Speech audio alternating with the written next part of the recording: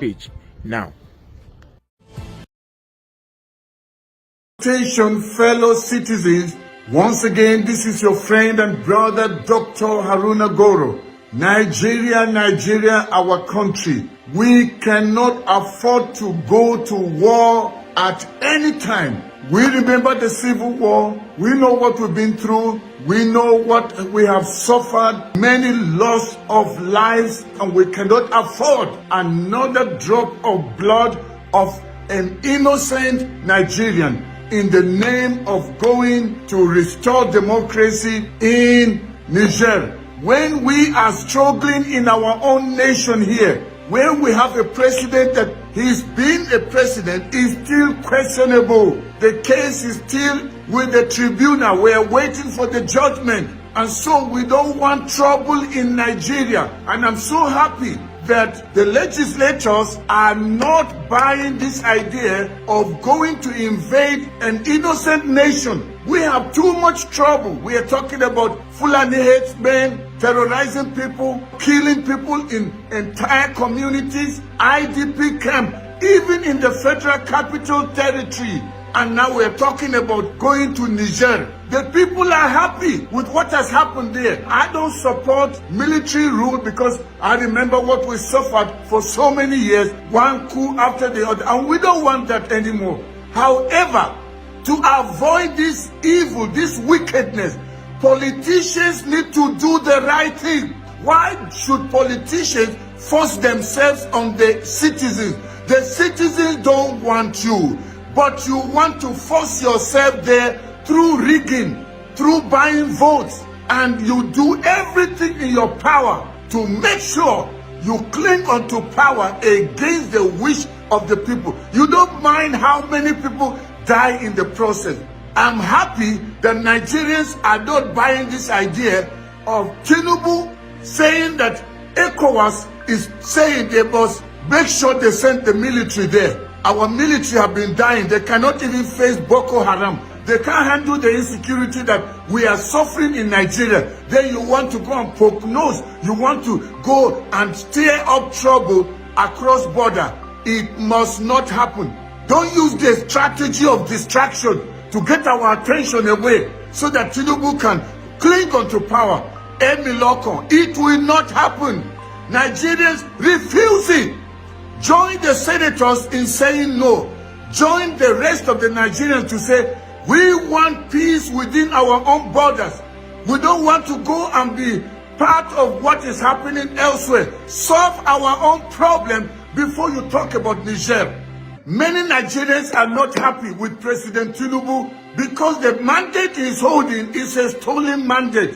We all knew what Mahmoud Yakubu did.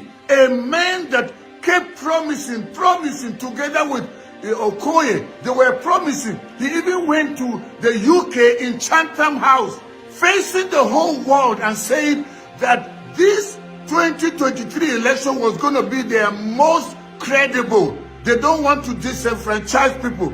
And that's why they came up with the idea of uploading real time. He said it over and over and over. Now INEC is trying to tell people that no, it's up to them how they bring out the result. What a shame. What message are you passing to upcoming generation? That one can make a promise and break his promise. One can lie, broad daylight, facing people and lie to them and not care whatever the outcome will be because they have been bribed. How do we know that the election was a flawed election? Simple. Look at the atmosphere in the nation. People are angry. Who are the people that are excited? The few that are benefiting from this evil, wicked system of corruption, system of rigging of election. Why should any Nigerian be surprised with what is going on? Tinubu went and hired people from the street that were not bishops, made them to dress like bishops so that he can talk to the Christians. They were doing Muslim, but if you know that the Christians' voice also mattered, their interests also count, why did you bring false bishop? I don't know why Nigerians can't see. It was very obvious that Tinubu was bent on becoming president by hook and by crook. Whatever will stand in his way, he will bulldoze. He will use money. He will use thugs. He will use whatever he can use. Because he said, I made Buhari president with the promise that after him, I will be the one. And they were trying to cut corners and stop him from becoming president. That's why he came out and shouted, Emi Lokon, it's Yoruba's turn, and among the Yorubas, it's my turn. So when he noticed it wasn't working, he started using whatever he could find, bribing whosoever he could bribe. Bribe Mahmoud Yakubu, a man who promised before God and man that they will make sure they upload the result. Never did it. And they used blood result, blank sheet of paper, fake result that they wrote somewhere, and then declared Tinubu. And people like us and many others were saying, don't swear in Tinubu. Wait until the case is over in court. We all remember when the CJN traveled to the UK and he was on a wheelchair. He went to see who? Tinubu, for a pre-arrangement on what they were going to do. People were saying, no, it's a lie, it's a lie. But the truth is coming out now. We are hearing what is going on. And that's why Nigerians, let's not just sit down there with all that is happening. It's very obvious Tinubu is not supposed to be in Aso Rock. He did not win the election. Nigerians didn't vote for him. It was a stolen election. It was a stolen mandate, and we must stand together and defend our right to have the person that we voted be our president, not somebody that used money to buy us. That's why now, since he used billions or trillions to buy votes, to buy up people, he has to retrieve his money. In case any Nigerian is in doubt as to what I'm talking about, just look at the ministerial list that Tinubu has given to the Senate for approval. It's very obvious. These were the same people that did the dirty job for him. So he's paying them back. What else do you expect? A person that was working against his own party, a traitor, like wicked, such a person that was, even before the election, he was one of the election officers that was attached to Rivers State, saying that if he does not do what they ask him to do, his dead body will be taken back to Plateau. If somebody can do that to his own party, why should we be surprised about what Wike will do? Wike is a wicked man, selfish. All he thinks about is himself. He wanted to be president at all costs. When that didn't happen, he was going out for vice president. When he didn't get that, he turned against Atiku. And then later on, he decided he's going to betray Atiku. And that is why he went and started siding with Tinubu, with APC, the same party that he said they brought problem to Nigeria. He actually kind of said, whosoever is in his right mind that will support APC, something is wrong with him. The same person now is running with APC. Everything about Wike is about himself. And he took the G5, confused their mind. Somebody that even said, I can never be a minister. Today, he's fighting and he wants to be a minister. And it's allegedly said, we are hearing rumor. And I'm telling you, anytime there is a rumor, there is some iota of truth. Nigerians investigate. Don't wait for the last minute. Because people like Wike, people like El Rufai, the DSS chief, and many of the people that Tinubu has surrounded himself with, he chose them to play his dirty game. Now the case, we are waiting to hear the judgment from the tribunal. Please, judges of the tribunal, it is said the court or the judges are the last hope of the common man.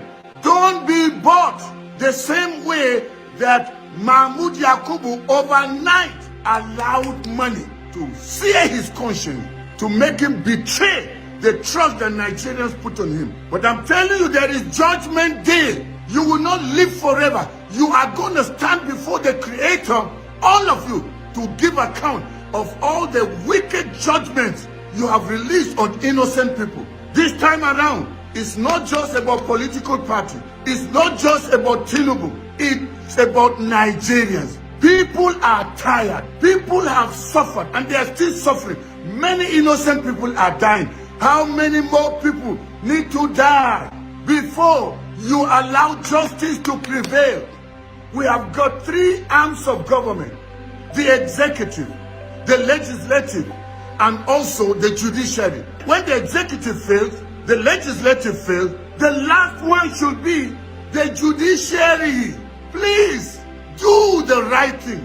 We are hearing rumors that somebody like Fashola, together with others, and Wike is one of them, that they already written out the judgment to hand over to the CJN and also to the 5-man panel of judges in the election tribunal court. And if that is true, even if it's a rumor, I want to plead with you judges, please let justice prevail. I am begging you in the name of God that created you. I am not threatening you, I am just pleading with you. Remember innocent mothers, widows, orphans, people that should not be dead but they are dead because of the situation in Nigeria. Please let justice prevail. Don't be bought. Judges of the tribunal, don't be bought. Don't be bought. Don't sear your conscience. Remember, there's posterity. One day you will stand before God, the Almighty Judge, and give account of every judgment you gave when you were here on earth. Follow the merit of the case. Don't allow them threaten you. Don't allow them force you. Part of the rumor we're hearing is that they already have a plan. Tinubu and his cohorts have a plan to release soldiers or release the police to go and kill anybody that comes out to protest the outcome of the judgment. Don't take Nigerians for a ride.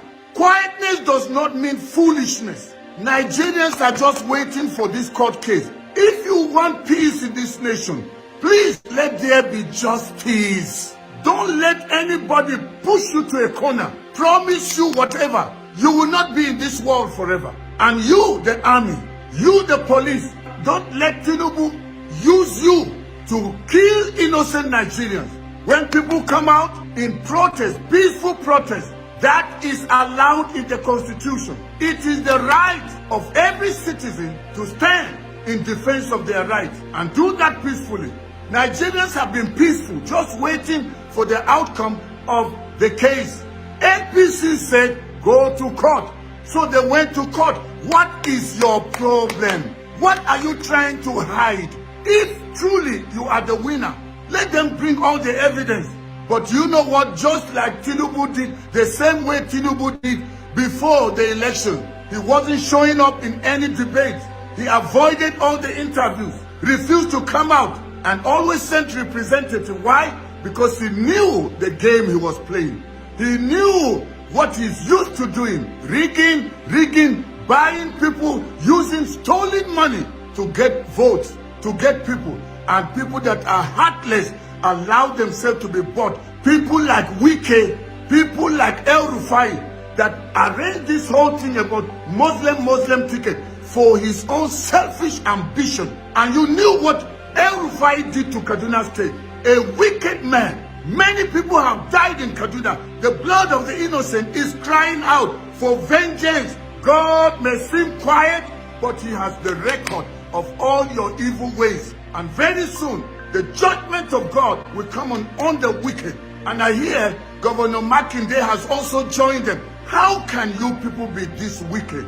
You've had your chance. You've eaten a lot of money. You've disenfranchised so many. And you still want to destroy the destiny of upcoming generation. Please, fear God. We are waiting patiently for the outcome of this case. But don't joke with Nigerians. Don't allow yourself just come out and declare anything. Oh no, there's going to be a rerun because you are scared of Tinubu. Did you ever know that what just happened in Niger will happen? Did President Buhari not promise that in case there is trouble in Nigeria, he will just go across the border to Niger? Is he there now? Niger was peaceful. But see what has happened. Because wicked politicians will not care about the people. Everything is about them. But I'm telling you, you can never overpower the voice of the people. When the people unite to take their nation, Nigerians are millions, and you don't care what happens to these innocent millions for your own self-gratification. People are in IDP camps. You don't even go there. There's insecurity. We're not hearing what you're doing. Don't throw Nigeria into flames. Every Nigerian, stand in defense of your nation. You've got no other nation to call your own home. You've got only one nation. Don't let these wicked politicians rob you of enjoying what God has given you in Nigeria. So this is my call. This is my plea. Let justice prevail. You know Tinubu is very, very good at playing this evil game. They are already scamming and planning. In case there is a rerun, he's already setting up people that will do his dirty job. And then people will say, let's go for a rerun with the same INEC officials, with the same Mahmoud Yakubu. They're already planning. So please, don't tempt Nigerians. We want justice. Let justice prevail. It's our time to unite, north to south, east to west, Muslim, Christian, doesn't matter, poor or rich. Let's stand united until we take our nation back from these wicked politicians. Their time and their end has come. Thank you very much. I know it was quite intense, but that's how I feel about the evil and the wickedness going on in this nation. But I believe God helping us, we are freeing ourselves from this wicked, evil, heartless politician. The time of freedom is now. What is impossible with man is possible with God. Remain positive, optimistic, ready to see the birth of a new Nigeria. So I want to say a very, very big thank you for watching this broadcast. Help me by sharing this broadcast with as many people as you can. Subscribe to my channel if you've not already done so. Also like this broadcast. When you do that, it will be recommended to more people. It was great being with you, and I still believe we are soon going to see the birth of a new Nigeria, the Nigeria of our dream. Once again, this is a friend and brother, Dr. Haruna Goro. May God bless you, and may God bless the Federal Republic of Nigeria. Bye-bye for now.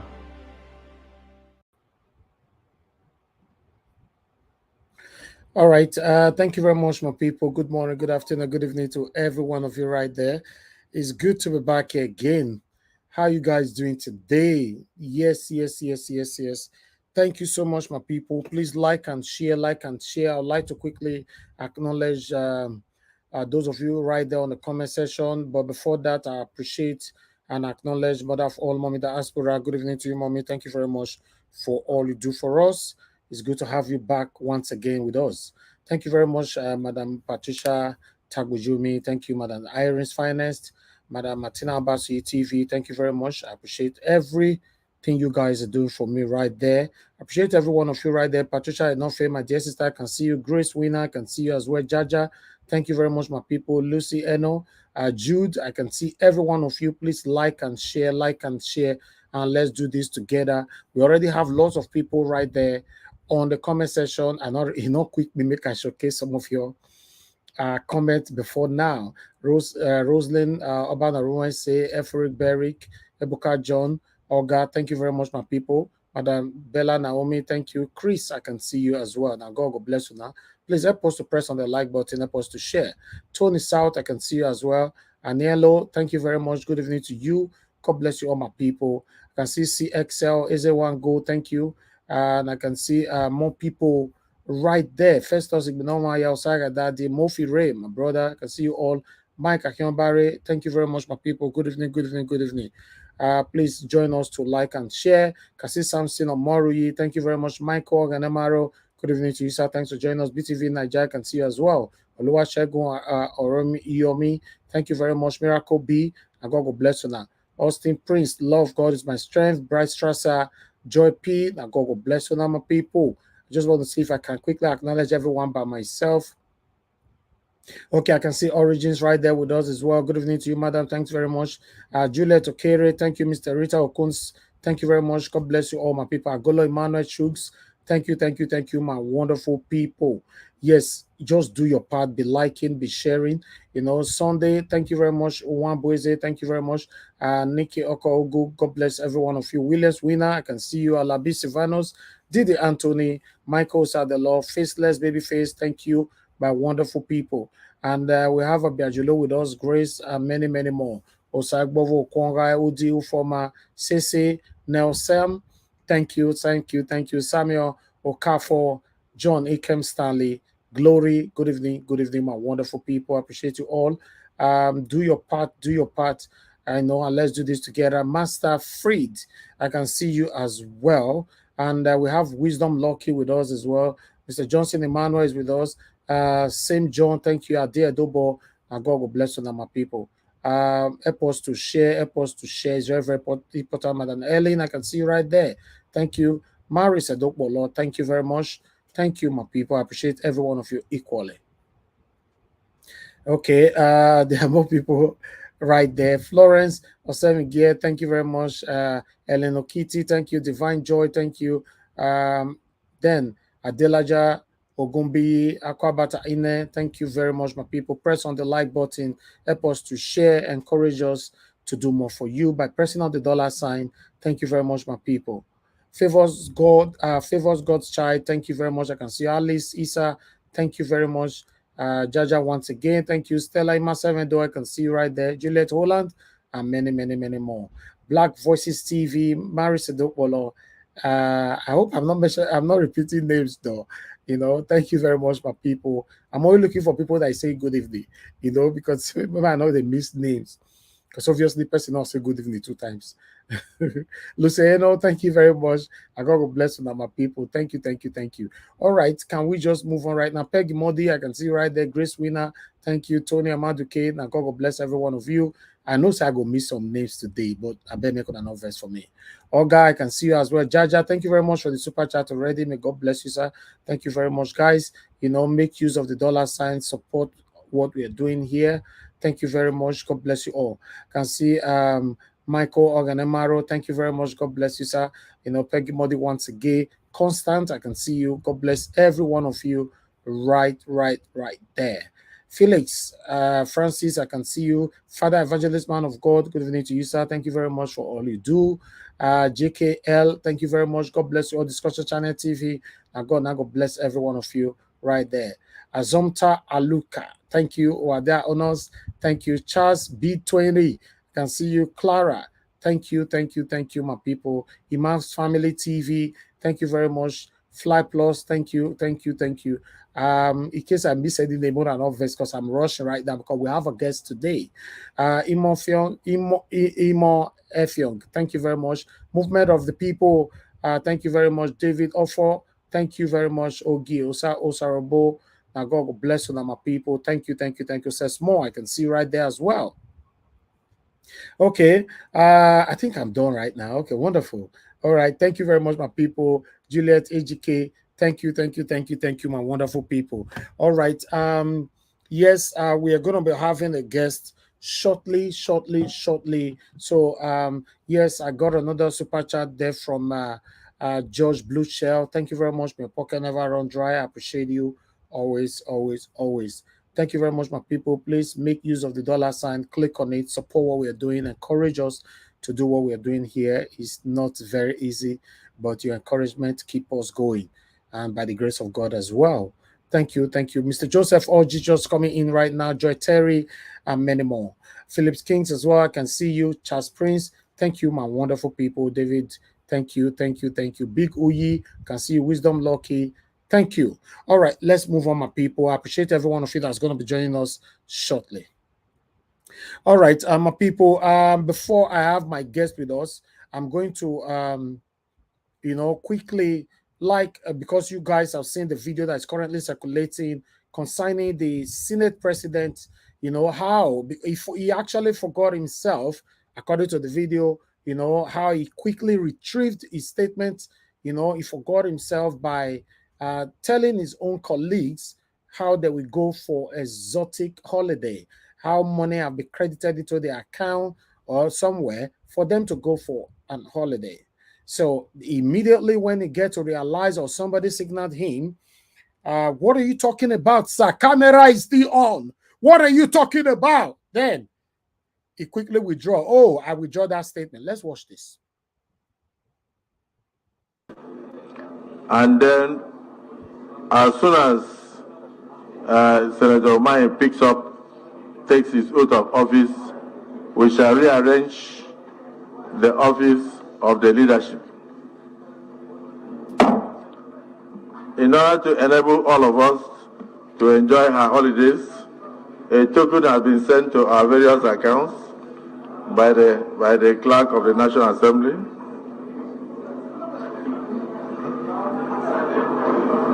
He got a signal here that our camera is on. Oh, wait till they talk. Wait till they talk. Camera is on. Then he quickly withdraw. Just watch. Of the National Assembly.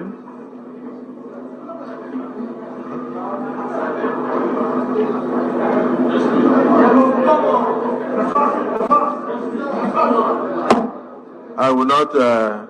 I withdraw that statement. In order to allow you to enjoy your holiday, the Senate President has sent prayers to your mailboxes.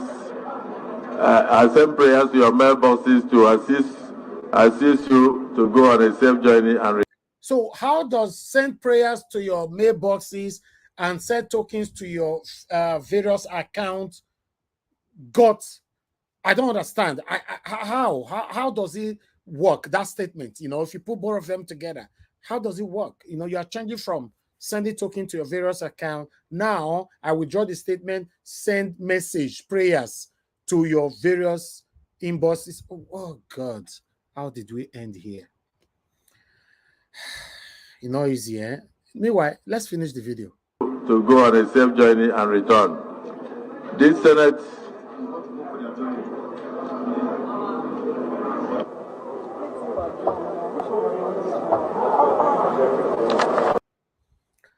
that was it. Somebody have responded, and this particular video that I'm going to play right now is currently circulating everywhere on social media. Let's listen to this quickly. Thank you. Fellow Nigerians, my name is Comrade Timi Frank. I'm a defender of democracy. I'm here to update you on the latest developments of the 10th Assembly under Godswill Akpabio, the show of shame that was demonstrated today in a live national television, where the Senate under Akpabio was telling the whole world and Nigerians that they are going on vacation, and the clerk of the National Assembly has paid money to every account of the Nigerian senators. This is the biggest joke we've seen in recent time. But that is the main reason why I'm making it bold and very clear that Senator Godswill Akpabio must immediately resign as the Senate President. He cannot continue to make mockery of our democracy and make mockery of Nigerians. This is the same man who make mockery of the poor and made it very clear in the Senate chamber and said, let the poor breathe. Meanwhile, he was laughing because he knows they will definitely never allow the poor to breathe. They will continue to suffocate the poor, and that is what he has demonstrated today on a live TV by sharing the resources that belongs to the poor to their personal accounts. So I use this opportunity to call on President Ahmed Bola Tinubu to end this joke and Nollywood of Akpabio, that this is the time he, the president, must tell Akpabio to resign for this show of shame and national embarrassment. Nigerians can no longer take this in this APC government anymore. Nigerians have suffered too much in recent time. We did not vote our senators to come and take money from the poor to go on a vacation. The poor needs this money. Today, our civil servants are suffering. The Nigerian masses are suffering. There is no food for the Nigerian man to eat. There is no food for the common man to eat. But yet, these senators are sharing money for just mere vacation for them to go and enjoy themselves. I'm using this opportunity to also ask the clerk of the Senate to immediately resign and explain himself where does the Senate or where does he have the money is paying into the account of the senators for their welfare for vacation? As at the time when Nigerian workers are demanding for salary increase, are demanding for the minimum wage to be increased, but yet the same people who said let the poor breathe have refused to increase the minimum wage of the Nigerian workers. But yet these same people have the guts to come on a national television to tell us that they are sharing money for their vacation. This is a total shame. It is very clear before today. I've told Nigerians that President Bola Ahmed Tinubu's government will be well patronized by corrupt politicians. Akpabio has demonstrated that today on a national TV.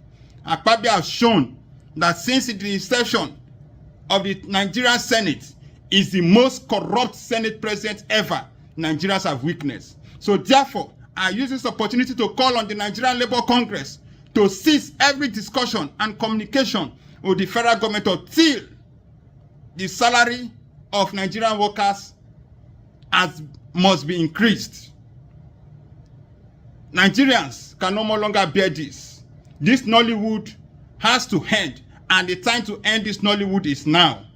So I appeal to all Nigerians to prepare for a total shutdown until Akpabio resigns as the Senate President of Nigeria. All right, people, I guess you all can say why when somebody that you trusted so much become a senator, automatically they will change. Then we're beginning to ask ourselves, how come say this person we say now so he just went there and become a senator, and at the same time he becomes something else. In fact, become a vampire, a satanic person. Is because of this random payment into their accounts. In most cases, these people, they are not aware. You just credit them. You tell them, say, check your account. 10 million naira is credited there. You don't do anything. Go on holiday with your wife. Go enjoy yourself. Then the same person who credited him will do something tomorrow. Then they can't say anything. You see, the problem in Nigeria is huge. I'm telling you, the corruption is huge. Is huge. I've said it before. The only way we can end corruption cleanly, in fact, 90% is by execution. I don't feel talk is by reintroducing the capital punishment, especially for the corrupt politicians. If not that, we are going nowhere. Many of you might disagree. No, that's too harsh. Right. I'm telling you.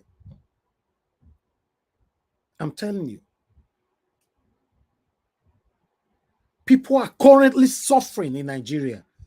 Why these people are sharing money? It's sad. They are not even, can I say they are not aware of what we are passing right now, or they don't care? Maybe they are aware, but they don't care. They believe every Nigerian can survive, regardless of your situation. It's very, very sad. We can't continue like this. The funny part of this is that now you and I go play this video here. Tomorrow now, audio will play. They have their own analysis, different from our own analysis today. Maybe other one or two media will talk about it. Many mainstream medias, newspaper platforms have already talked about it. Then in the next 6 days or 5 days, it's done.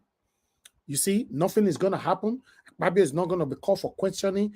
He's not going to be sanctioned. He's not going to be forced to resign. Nobody is going to be held responsible for this. But when a common Nigerian do anything, they go chase them everywhere, especially when your papa name not the open window.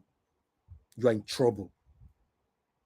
And most of the people that is insulting people like me and us, their papa name, not the open window. You know what I mean? Yes, Their papa need not the open window. They fight for them because say their papa need not the open window. They fight you back. Say no, leave on like that. It's sad. It's very, very sad. We want a better Nigeria. We must be able to set a very, very good example from top. From top. That's what it's supposed to be. We can't continue like this. Thank you very much, my people. I appreciate every one of you right there. So let's see how it goes. But I want everybody to stay attentive, stay focused, be close to your phone, to your gadgets, in case the breaking news fall out. Even me myself, make una not look me say na me go fair no before una. If now you fair no, make una ring Naija Watch number. Call me in case I never know. You know, maybe the time they will pass it now, I'm sleeping. You know, we shouldn't be carried away. Remember when they issued the certificate for Bola Ahmed Tinubu, you know, it happened at 3:30 or 4 a.m. in the morning while you and I were sleeping. So who knows what is going to happen this time? If now you find no, my brother, my sister, they could holler to me, they could know what it is up. But meanwhile, I would like us to quickly... Director General of the World Trade Organization, Ngozi Okonjo-Iweala, to President Bola Ahmed Tinubu on Tuesday. The WTO DG met with the president at the presidential villa, where they both pledged their readiness to improve the welfare of Nigerians while addressing State House correspondents.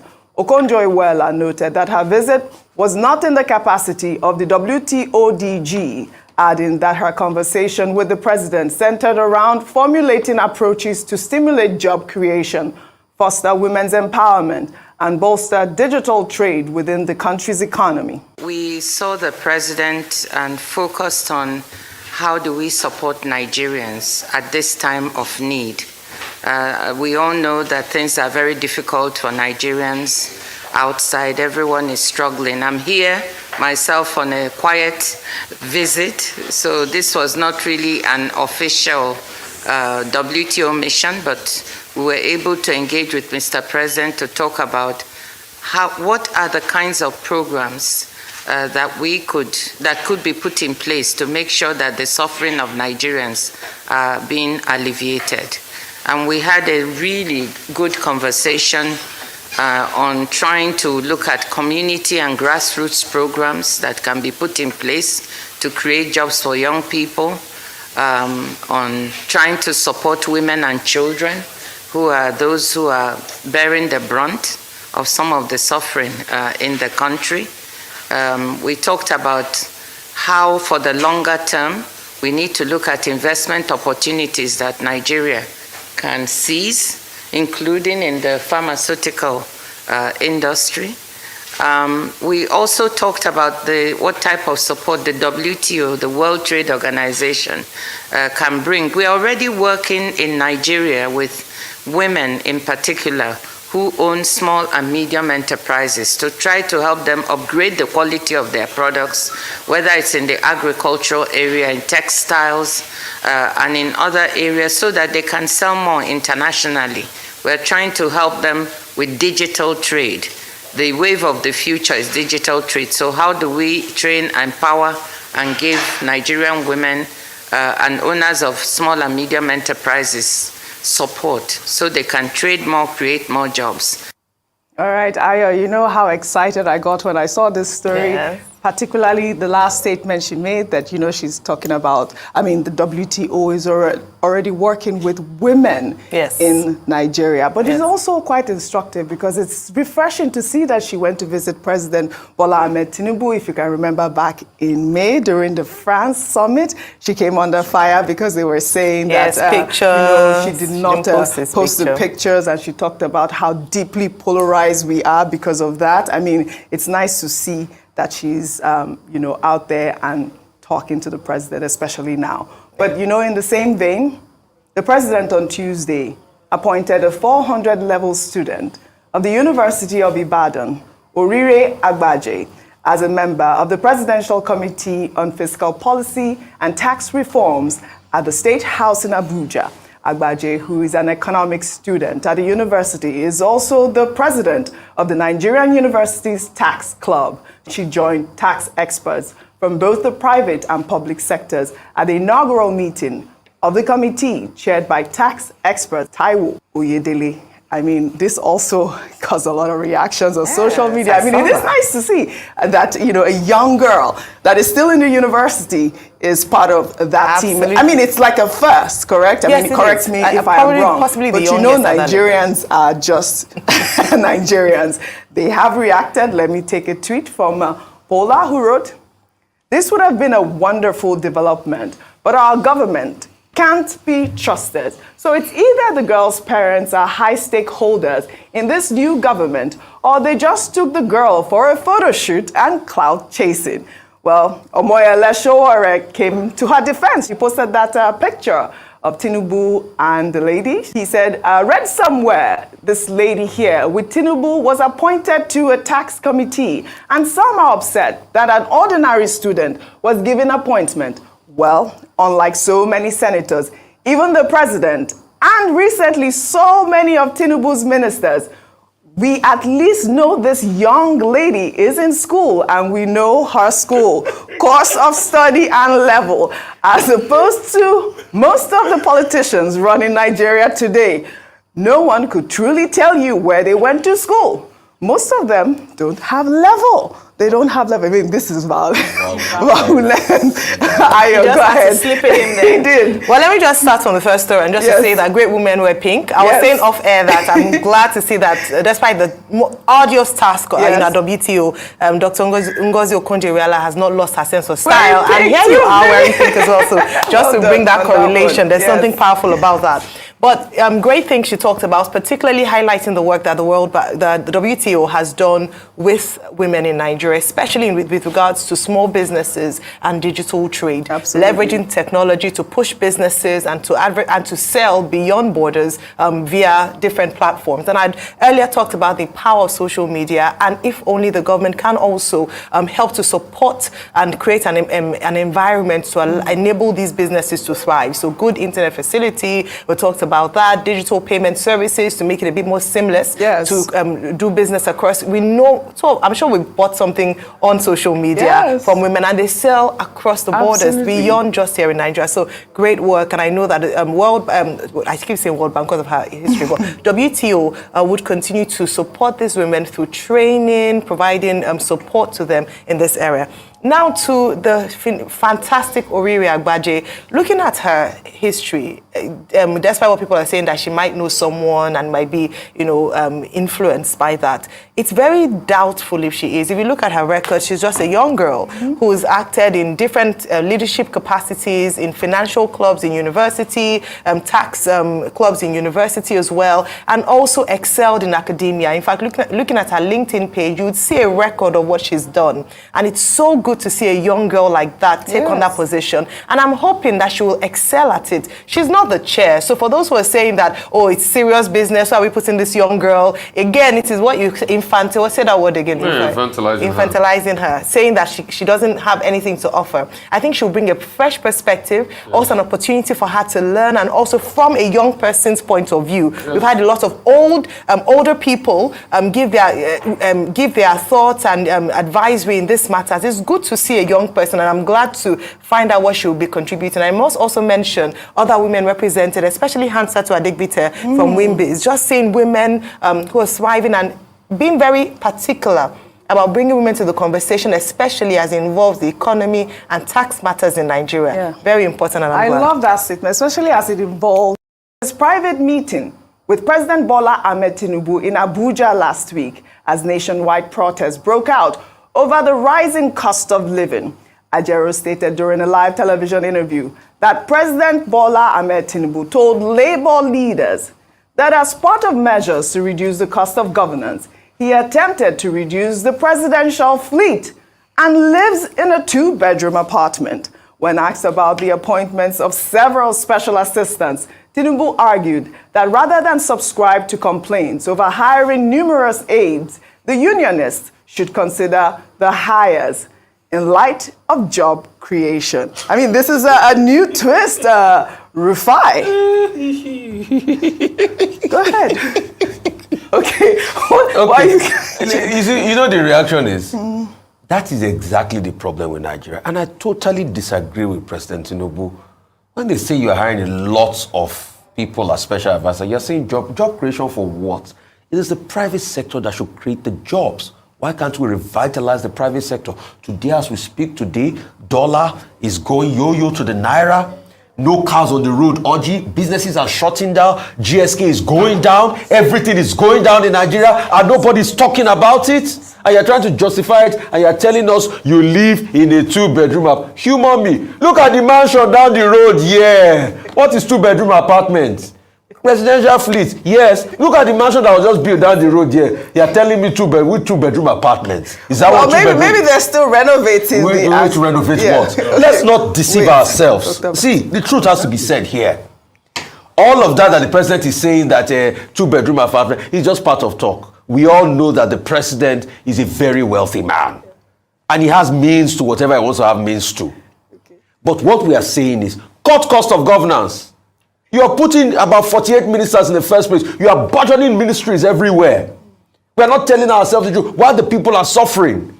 Why senators are sharing 70 billion? And yesterday, for good measure, OG, they didn't know when God revealed them. As Senator Akpabio said, he said that we've put more. I've said to you, you take it tomorrow, that we've put money in your account, a token in your account as you're going on holiday. And the next thing, it looks like we withdraw that statement, and he now went ahead to say, we've sent prayers to your email. Send me prayers to my email.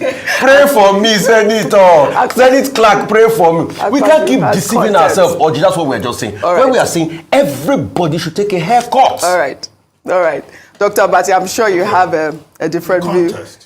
In which Comrade Joe Ajero was speaking. Yes. Was that? All right. Thank you very much, my people. I appreciate every one of you right there. That is all that we're going to be presenting today. Please, I would like us to start talking. It's been a long day. Thank you very much. I appreciate you all.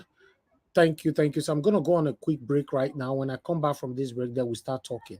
Please help us to like and share. God bless you all. The Presidential Election Petition Tribunal will decide whether it will allow a person with forged certificates and criminal conviction to be the president against the Constitution. If the tribunal fails to disqualify Ahmed Tinubu, despite clear evidence of forgeries and criminal conviction, and disregards the Constitution, it destroys public integrity in Nigeria.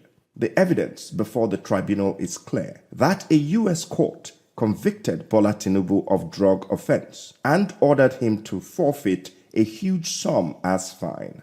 He also presented a fake certificate to INEC. The Constitution disqualifies from public office anyone convicted of a crime or who presents a fake certificate because these crimes undermine public integrity.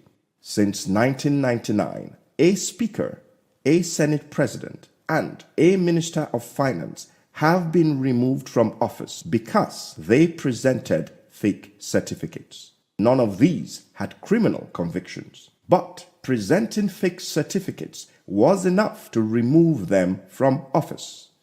Today, our country is overrun by criminality and forgery. The tribunal cannot continue to encourage crime. We cannot be a republic of fraud. Otherwise, we lose credit and reputation and become a criminal state where even judges themselves will be victims. The tribunal must disqualify Tinubu for certificate forgery and criminal conviction. It must heed the advice of the Supreme Court in Saleh versus Abba that the courts must actively fight certificate forgery and should never allow anyone who presented a fake certificate to contest election in any public office. All right. Thank you very much, my people. I appreciate you all. Thank you. Let's start talking. But before that, I'd like to appreciate every one of you right there on the comment section. Thank you very much. Please help us to like and share. It's been a long day. Having an interview at the same time, normally, if not because of everything, as we finish the interview, we're supposed to end the broadcast straight away. But this is the second segment right now. So let's talk about where we stopped yesterday. All that I've presented, even in the interview that we had earlier on, if anybody want to talk about it, that's fine, but not necessary because we've done with that. So we can move on to what I've presented so far. Thank you. Please press on the dollar sign, support what we are doing here. I can see many of you praying and encouraging us right there with your wonderful texts on the comment section. I'll project them shortly while I call on the first person on the panel to speak to us. Thank you, my people. Okay, give us a mandate. It's good to have you on the panel. God bless you, my brother. Please, I'd like you to talk to us. Thank you very much, Mr. Helvis, for all that you do. Hopefully you can hear me clearly. Yes. Edo State's situation should be lesson to other states of the nation. But I think for me, it's just to respect the platform and then respect the people, respect one another.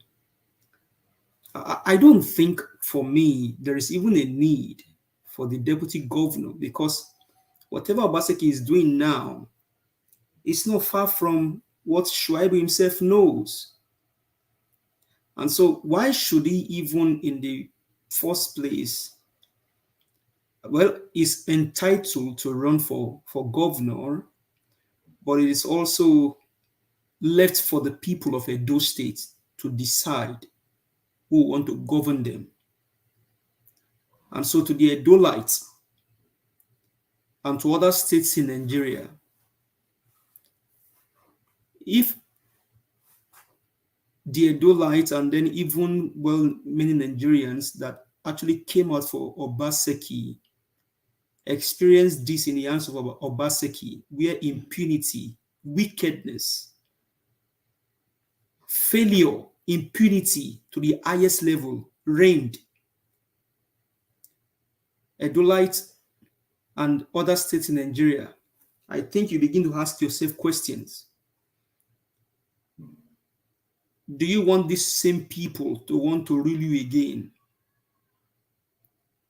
For me, Yakubu, or whatever he calls his name, I think Shuaibu, Philip Shuaibu, deputy governor, whatever Obaseki is doing now, is not innocent of it.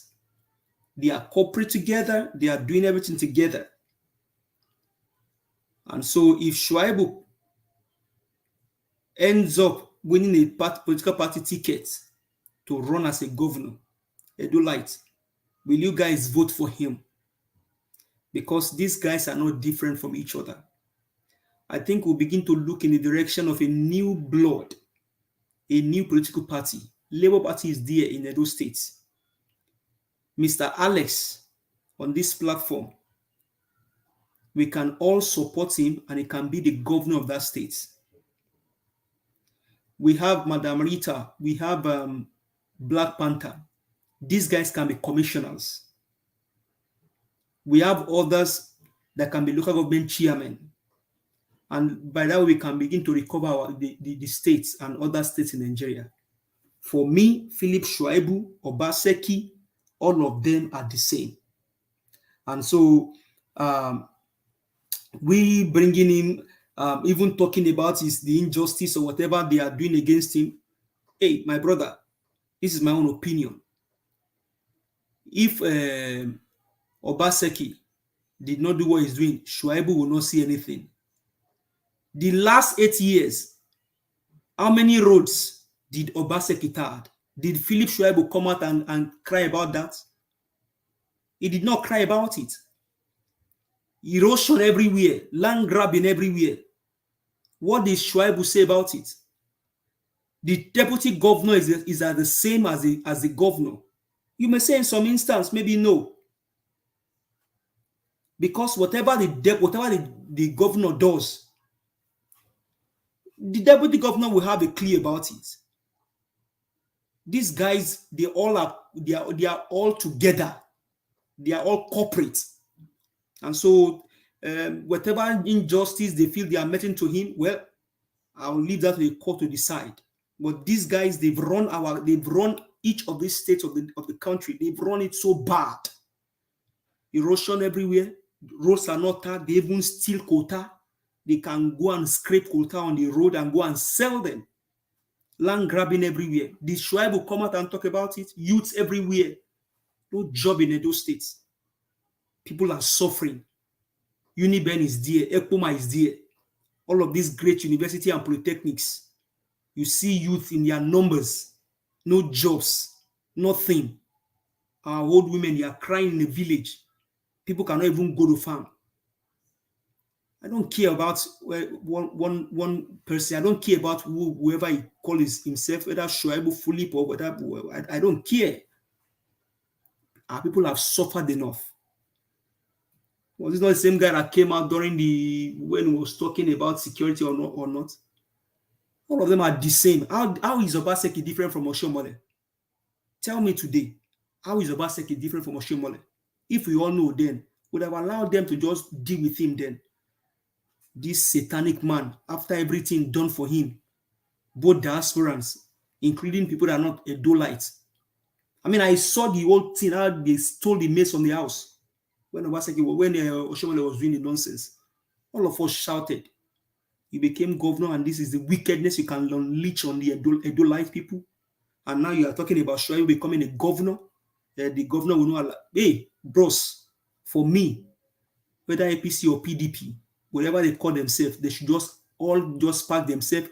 This one, don't enter house, enter Black Maria. All of you.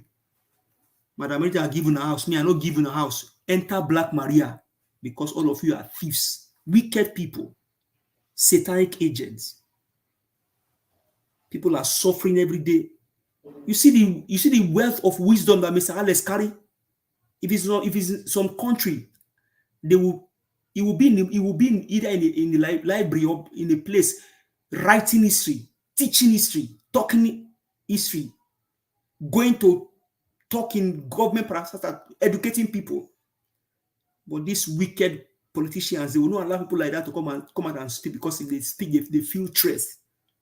For me, my own thing is, let Mr. Harles, if you are listening now, listen and listen well. You get my support, 100%, 1000%. You can be the governor of Edo State. You are not too young to rule. You are never too young to rule, Mr. Harles. Anywhere you are tonight, if you are listening to me, Mr. Elvis is here. Epa is a PDP man. You apart from even you get support. You have a support. Madam Rita, Omoye, Black Panther, you guys, we can do something on this platform.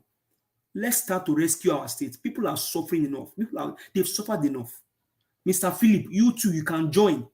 Please, let's see what we can do. These guys have for me, whether Shoaibu or Shuainos, I don't care. All these guys, they are the same. Obaseki is not the opposite of Oshomole. Obaseki is the same as Oshomole. And so let Edolites decide. Let the mama in the village. Mama will go tie rapper, where polo in the morning to go farm. Let her decide who will be our governor. Let Mama where they farm decide who will be our governor. We saw how you showed us video. People kneeling down, begging Obaseki. Should they beg the governor to give them road? This is their money. These wicked human beings. Now I'm going to Akpabiole. What do Akpabiole? Akpabiole means Akpabio thief. Akpabiole.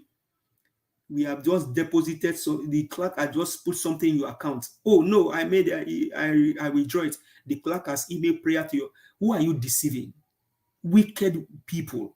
This last video that you showed now, Judiciary, you heard what that guy said in that video. He showed us the number of people that have been sacked from office because of forgery and lies. If you allow Tinubu to continue as the president, you have only made Nigeria the worst. I mean, right now, we cannot even enter some countries.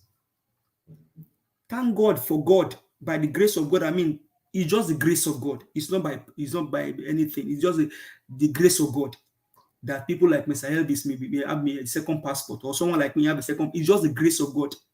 And I'm not saying this with any, I say with sense of humility. It's just the grace of God. Because if I'm in Nigeria now, I wonder what please, people, whether you have double passport or you have triple passport, we are all in all of this together. So whether you have double passport, it's just the grace of God. Because your green passport now is as, let me not even say, it's as useless as anything.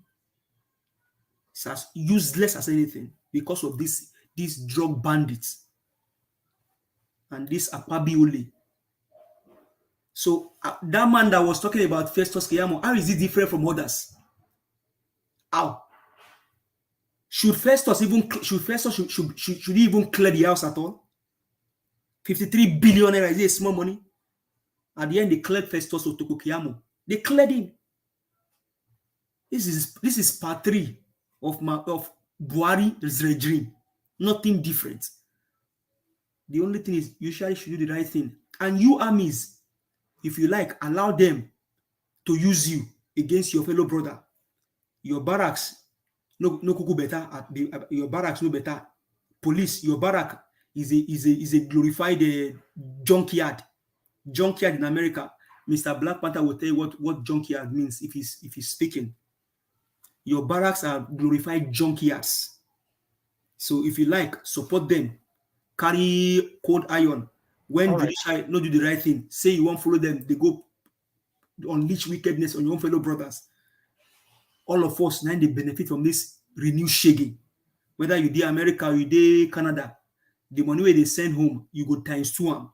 There's no way all of us now they benefit from them. It's just only sad that these wicked human beings. You had the story of you had Outnet Media analyze Tifnumbu. You went to school as a female, came out as a male.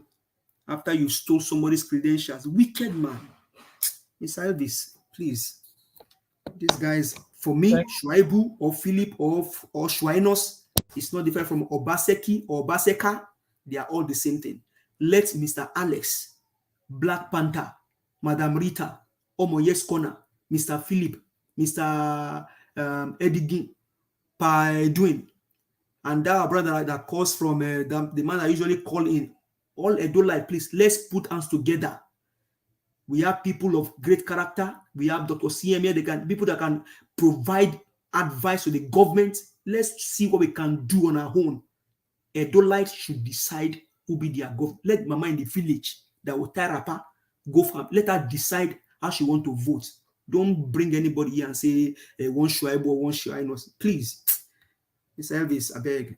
My brother, now only God will bless you. Honestly, these people are just, yeah. Thank you so much, Mr. Elvis. I appreciate you, my brother. Thank you very much for your wonderful submission. God bless you for always saying it how it is. Thank you so much. All right. Let me hear from Mother Rita. Mother Rita, thank you very much for your patience. Please talk to us. It's good to have you back on the panel. So I guess you enjoy your holiday. It is quite needed, and I enjoyed it, but I just couldn't, I just wanted to stop and go back to reality because half of my mind was thinking about Nigeria, and what's going on. Thank you very much, Mr. Elvis. Good afternoon again. Good afternoon to everyone. When diaspora, I missed everyone, and it's good to be here. Mr. Give us a mandate. You are blessed. I was just laughing all through when you were giving your submission. Akpabio, that's a new name. We really know how to give names. Madam Rita, I mean, sorry, they don't even let you enjoy your vacation. You see, because of our nation. How can one enjoy themselves? Listen, our vice president said, I am not enjoying myself, but it's a call to service. Mr. Nanjawat, Mr. Elvis, he's not enjoying himself. He's coming here every day, sacrificing a lot of things. How can you enjoy yourself? It's a call to service. Everyone coming here, everyone who is dedicated like Mommy Diaspora, even with a different time zone, it's a call to service. Arise, O compatriot. This is what it is. Every Nigerian here that comes here to listen to us, to get inspired and to get educated, is a call to service. No matter where you are, the back of your mind, you still think about Nigeria. You're still worried. Everything that you see as you go along, you always want to juxtapose it and say, oh my God, I wish my country was like this. I wish things would go like this. It's a call to service. We cannot escape. We can't. We can't escape from it, regardless of who you are or how much money you think you have or what. But you cannot escape the call to service for nation, especially when you love your nation. And that is what Peter Dirakobi and Ahmed Dati was saying. It's a call to service. We're not enjoying it, but we just have to do it. Because our parents' generation failed us. That's the fact. They failed us woefully. So we cannot afford to follow that trend of failure. We have to set the bar high for our children's children and make sure we do our best. Because our parents they failed, they didn't talk, they didn't act. So this is the time to also, it's a call to service, my dear brother. And going by that very brief interview, I'm so the hypocrisy in what is going on in Edo State is quite bewildering for me. I have not, listen, this is not the time to listen to any merchant of political bestiality. I am not interested. And Mr. Niger Watch, I will not want to even comment right now because a whole lot of things are going on in Edo State. And I will just leave it at that. I want to thank Dr. Haruna from, the first video you played of Dr. Haruna talking and inspiring people. I love the intensity of his message to Nigerians. We need more of Dr. Haruna, more of Pa Adebanjo, more of Magnus Oraka, more of Mr. Elvis Edigin, more of Omoyes Kona, Mommy Diaspora. We need more of them.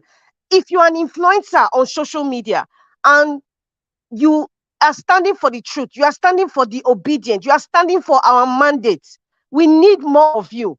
And I want to thank people like Dr. Haruna with his dedication and coming out. He doesn't really have to. He's living his life. But, that love for country, that call to service, he's doing his part. We need more of that. If we have people like him coming out every single day, if we had like 100 of Mr. Elvis Edigin coming out dedicated every single day, 7 days of the week, it will make a difference in educating people, in inspiring people, in open people's thought process, in trying to change how people, in trying to make people unlearn certain bad train of thoughts of what governance is. It will really go a long way. I just want to thank Dr. Haruna, wherever he is. I just want to encourage him to keep doing what he's doing. And speaking about Akpabio, it's that's his new name. I'm quite I'm not really surprised. It's just that because it's done in the open, you just so shocked. Like, is this in Nigeria I've been living in? Is this in Nigeria I was born in? But we're not surprised from the likes of Akpabio, the kind of comments he made. I will call it Alawi, the one that they give the NYSC. So is there Alawi, money for, as they call it, a token. He called it a token, for their holiday. And there's one thing, I had to do this research. I think it's I don't know this, the body, the role of the revenue mobilization, allocation, I've forgotten the name, maybe Dr. CM can remember. They are the ones who determine the revenue of a country, and the salaries of political office holders. It's a commission. I guess it exists in Nigeria. And I have gone to inquire what what are the roles of the commission, and is there anything in that commission that says there is some sort of allocation for holiday, unquote, holiday for the National Assembly members? It does not exist. Because if we have to argue this thing, we have to go to the books and let us say, what does the book say? What does the commission for the revenue mobilization allocation commission, what did they say about salaries and all that? I know it's something we discussed in the past, but is there anything regarding holiday? It doesn't exist. So therefore, if there's let me use the word prayer in the words of Akpabio, if there's some prayer or alawi that they are putting in their account, where's that money coming from? Is it coming from the bribery of Agbado? Because that is his way. That is his style. He gives him money to go and fill in job somewhere so that you can agree to everything that he does, or you want to legitimize or accept him. People that buy acceptance. That is their style. So where was that money coming from? The clerks will tell us. They have to come out to the public, and this is the work of the press. Tell us where that alawi is coming from, or that so-called prayer is coming from. Because it is not in the Revenue Mobilization Allocation Commission. It is not there in the law for money disbursed for holiday. Where's that money coming from? How did that come up? We need to know, because this is our taxpayers' money. Those are the questions to be asked. In all of it, the whole system is decayed. We have an apocalyptic system of government. That's just how apocalyptic system of government, evil. One thing I've realized is Every person, whether you are educated, experienced, or you have some sort of good intentions towards serving Nigeria, because of the kind of apocalyptic system that we have, it sucks you in. It sucks you in.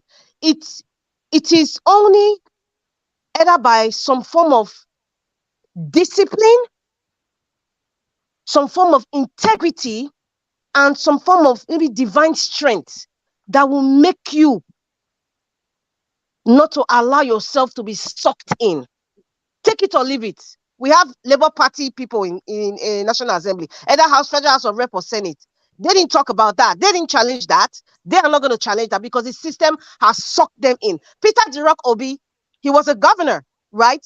He was in a fraudulent system and an evil system that I just described. But he did not allow himself to be sucked in. Listen, you have to have some special strong will not to be sucked in, because the system has already been designed that way to suck you in. Even if you have the good intention, the system will suck you in. You get subdued. In fact, you'll be going through the system. You may not even know that you are committing evil. That's how bad it is. It takes some divine intervention. Like Peter Dirok Obi, he's a man that is disciplined in his ways. Right from time, he didn't just started being in politics. Prior to being in politics, if you look at his life, he's a man that has been disciplined. And it takes a Tony who is disciplined, hardworking, truthful, and willing to stand alone in the midst of wolves. Willing to stand as a chihuahua. That's a very tiny dog. Willing to stand as a chihuahua in the midst of lions. It takes that. It takes a very a strong-willed person to survive that. So what we are seeing now, the system have sucked all the National Assembly members, has sucked every governor. I'm not using that as a yardstick, but I'm just talking on the basis of the Nigerian system. And that's why we have unqualified, inept people in the corridors of power, making decisions, making mockery of the poor, being insensitive, and, all these kinds of the display of rascality. It should be very common in a system that has sucked you in, that supports and even promotes illegality. So this is where we are today. Now, going by Akpabio blocking, Mikano, from investigating his university qualification on the basis of privacy rights infringement. I think that's just it's just a joke. It's just a joke. Bola Ahmed Tinubu, the one that lives in Bodilon Avenue. In fact, right now, apart from being sucked into the system, there's something in our system called what I would call Bodilon fever. Bodilon fever is what's affecting the entire National Assembly. Bodilon fever is what's affecting most of the governors, even the non-state actors. A lot of them have the Bodilon fever. But Bola Ahmed Tinubu in Bodilon, he is not a Nigerian. I have been saying it, and I will keep saying he is not a Nigerian. He doesn't look Nigerian. He doesn't act Nigerian. Everything that he is copied, is a counterfeit of trying to be like a Nigerian. He's not. He's not a Nigerian. Everything about him, from his lineage, educational qualification, age, everything is falsified. Everything is shrouded in secret. Now, such a person, why would you even attach? I know somebody once said that he's smart. Why would you want to attach such? He's not a smart, he's a dullard. I am not going to say, I'm sorry. That's because that is exactly what it is. That is the best adjective I will use to describe what is going on now in this administration. He's a dullard. It's not an insult, it's a fact. That is a very nice word I'm using, because he doesn't know anything about administration. He doesn't know anything about economics. He doesn't know anything about unity, nothing at all. Everything I've just said, he's the opposite of everything. He doesn't know nothing about even leadership. Nothing. Zilch, nothing at all. So how can you call such a person smart? How? Look at how, look, just take a look at the mess in the country. Look at the disgrace. Even a small country like, I wouldn't even say a small country in terms of population like Niger is even disrespecting the leadership of Nigeria. I'm not calling him the leadership. I'm talking about the likes of the Sultan of Sokoto and Abdul Salami. The disrespect. And then you see other people talking, so it's unfortunate. Elayis and the Ogbenis that were saying is our turn. This is what it is now. And I never seen something yet. You know, we just have an alien. We have an alien in Asurok. And I want to say this. When Peter the Rock Obi becomes my president, when he's inaugurated, all those who are aiding and abetting in this alien in Asurok, this issue, they will not be set aside, though.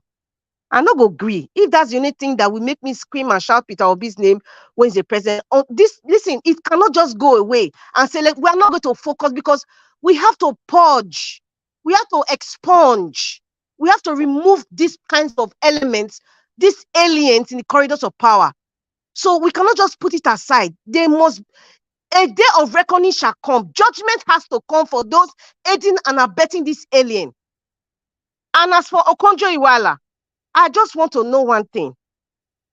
Were you invited to Aso Rock, or did you invite yourself? Were you invited by the powers that be of the West? The WTO that you heard so, because it's the West that controls the WTO.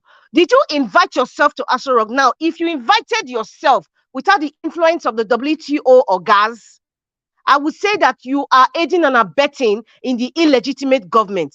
However, on the other side, if you were cajoled by your orgas who own the WTO to go to meet Akpabio, to show some sort of solidarity, to show some sort of legitimacy, and then you say you go there on your own violation, not under the auspices of the WTO, I'm sorry, I do not believe you, madam. I respect you so much.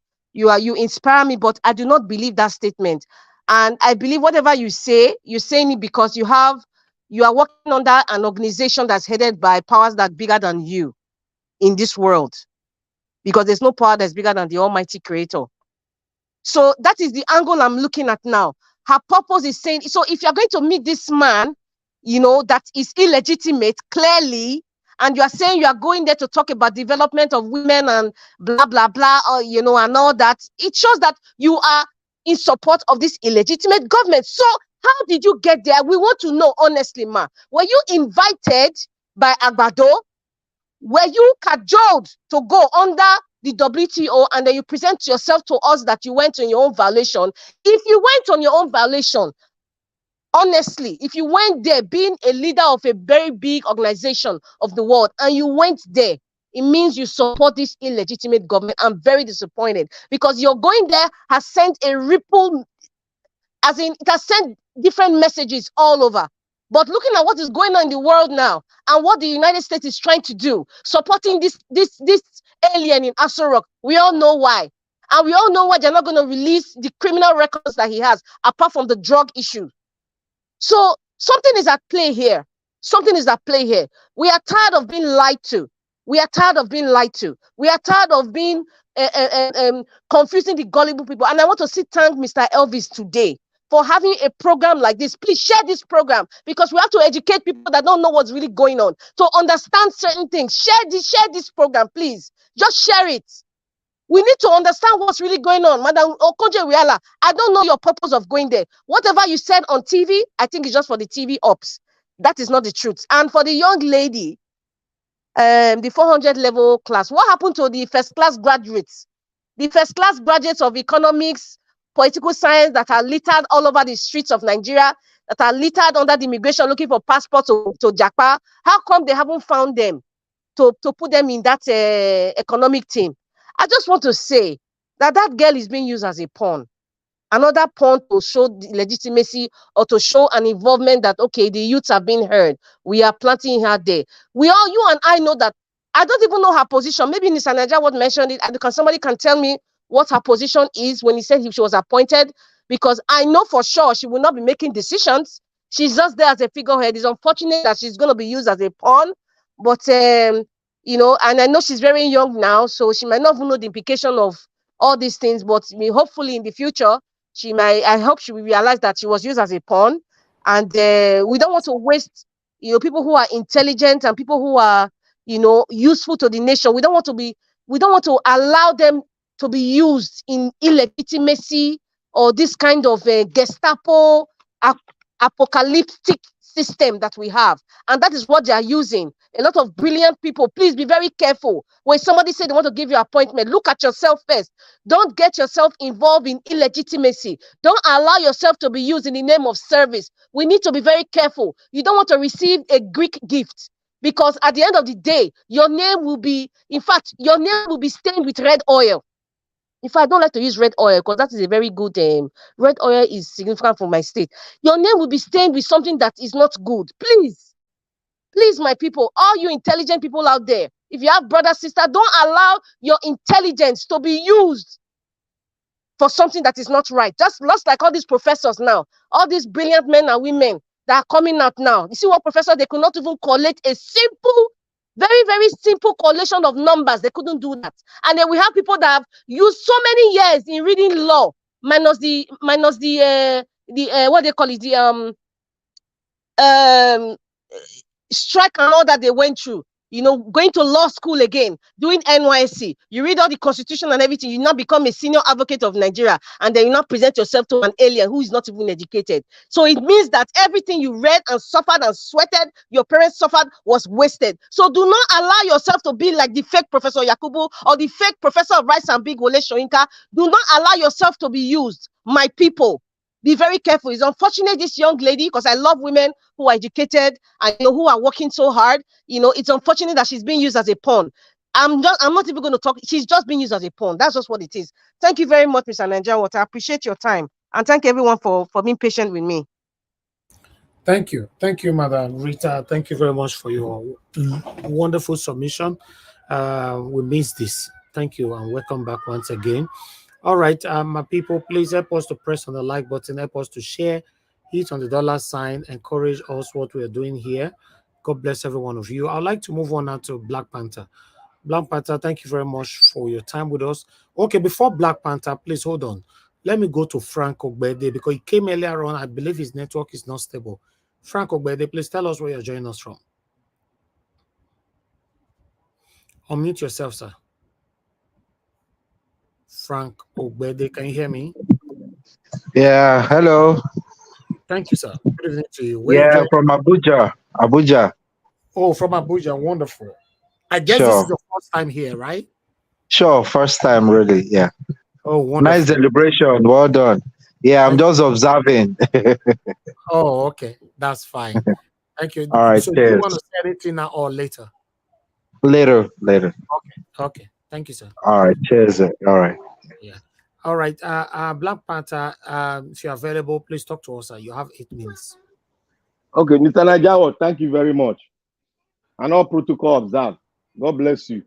Can you hear me very well? Yes, you are good. Black Panther, Mr. Najawa, I diverse here. I would like to start from what is happening in Asu Rock and Nigerian government with Akpabio doing everything. When the Senate president made that statement,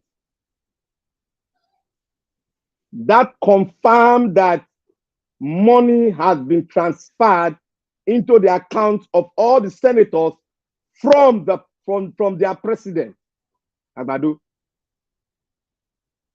What Sister Rita said is right concerning, because it's not in the book, but what transpired there was the money inducing the senator on behalf of the president through the Senate president. That is what is happening. Like I said, the foundation in which this political dispensation is built, their foundation, their cement, the water they use in building it, is all called corruption. You see, the girl that they brought in is a super pawn. To tell the gullible people that followed him during the presidential whatever jamboree he was doing, without not speaking out what exactly he had for every Nigerian. He now brought a girl, 400 level, while we have first class that were stationed in Nigeria, but due to the pillars of the foundation that held this political dispensation, which is corruption, they swap over to the Western world. And they are still performing. Seriously. Okoja-Iweala was brought in from the World Bank to salvage the financial sector and the economy of the country, which she directed very well. I wouldn't blame her for coming in because he was not invited. He was sent forth. Now, message he can't deliver. So all this booby crap they are playing, we all know if we go back in when the dispensation started, you all should go back and recollect. They are playing the same pattern. The same pattern. They're always playing it, but in different dimension. She was sent for. She's doing her job. If you know about the language, that was when she didn't post that picture they had, and people know they started shouting. But what is going on now? It's not her herself. It is for the people she works for. Remember when she was contesting, the people that control this particular sector, the World Bank, Labor, whatever, they never wanted her. They rebuked her, but a force that was higher came and they said she must be there. So those forces that brought her, she just came to deliver the message. When you all say, oh, Akpabio is being supported by this, do you think they will bring somebody from their own government? They will never. This is the game plan. Let's go back in history, we'll know it. So on that girl issue, that girl, I am very sure she's a cousin to one of the political bigwigs that is finishing this economy of Nigeria. If they don't know you, they cannot bring you in because they cannot trust you. It is whom they trust, they will bring in. Who can play the ball game and who will be loyal, they will ask. Bring somebody that's under your armpit that you can touch. Get down there, she'll get down. That's the person you are seeing there. To really say, oh, we'll make sure the youth are in there. That's the purpose for bringing her. The youth, she's representing the gullible youth that voted him into power, that selected him into power. And I want to come to the Edo State issue. Let me use broken for this one so that people go understand that. And Mr. Najawach, I beg, just forgive me. You see the three musketeers, you know what called three musketeers? They are loyal to the king. They guide the king. You see the three musketeers here, you see in the picture there, so. They came to tell you people say, oh, they want to impeach me. They don't want to impeach me. Oh, he didn't tell me. And I didn't know. The other one came. They talk blah blah. I'm a lawyer. You want to use lawyer. All planned. I know the ball game they are playing. They want to play the game they played before under a sympathetic platform to let all some gullible that are not smart to now say, oh, let's try. They cheat them now. They don't cheat them too much. Look at the guy said don't talk. That means the guy they talk before for government. They know they hear him. All now lie. Now forget the dollar where he give them before. What make it bring? Now don't forget the dollar where he bring. Why you not fight on that time? Edo people now they understand what they talk. Why you not fight on that time? That one reach to fight them to stand still. Why be say when the time don't they finish and they know say now this 1 year they'll take select. They don't come, they don't divide themselves. Split yourself, buy sympathy vote, and go to Labour Party. Look, I say here today, if you move to Labour Party, the deputy governor, I know him well. I'm not gonna mention name, make him come out first. I'm gonna mention him, he make you not call me. Maiduguri Saga, making you understand me. You know what? If you don't hear me, Maiduguri Saga, we can go there. He not be activist. I go talk on that later. Make a call. This Edo State governorship, we go tie rapper, old mama rapper, we're strong. Go tie with them. Our state cannot be used as a pawn for people to come and start playing that same pawn. But road to my papa place. If Papa road, they do well. Not that they call them Morocco. They still do them. Say, madam, na do them. The school, I don't see how the school they dilapidated. Then now they fight. Make we forget. We were the hungry. More we forget. We know they forget. Anybody who come from PDP, APC, no way. All of them gonna go another party. Any of them come a Labour Party, no way. We go drown them down. This time, person will be like Peter Obi, where he get program for us, and he go give us timetable when he go finish the program. What did they affect us? Our farmers, security, we go talk am. The money that they give us for security votes every month, what is they can do? Farmers for the outside, they go farm? No. You talk about that one? No. The people when they apply for farm, you talk about that one? No. Our mama when they carry on call, you talk am? No. Then they come now. They know so they don't perform woefully. They don't get 0, F9. Somebody go come, go say be lawyer, come they talk English. All those English, now bambadouche. We don't want hear English. We want person where go come with the timetable. When he go do this, when he go do this, the road. We need road. We need water.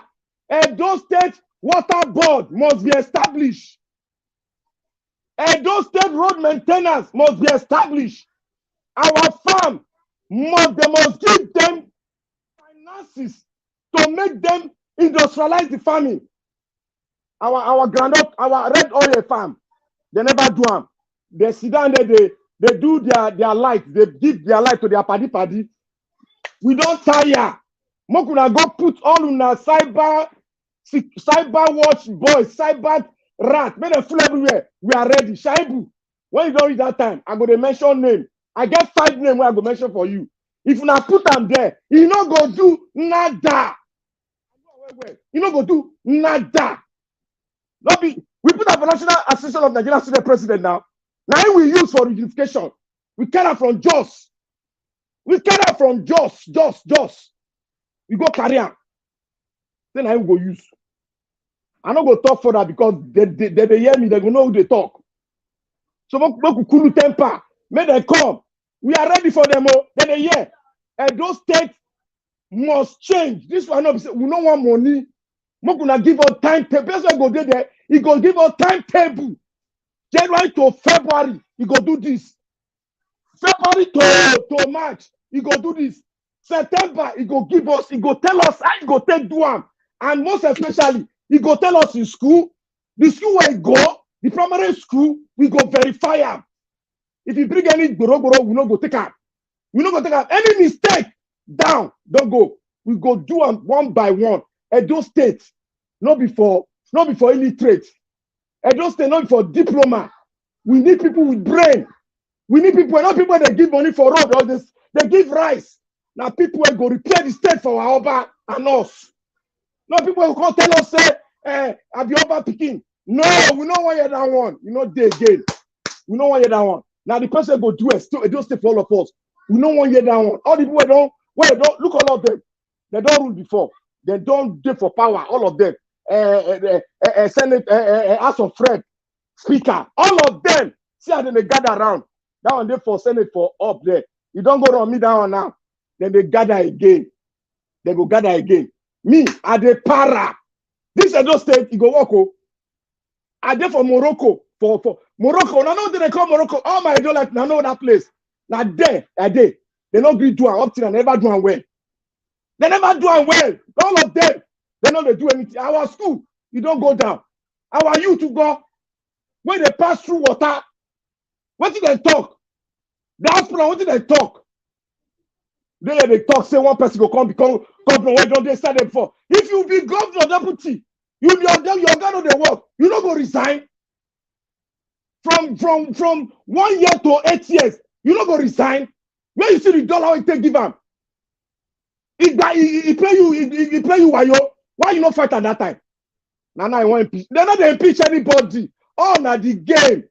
Make you not talk say, oh, they're the cheater. Now lie, we don't want to hear PDP, APC, what did they call them? All of them Atlantic Ocean.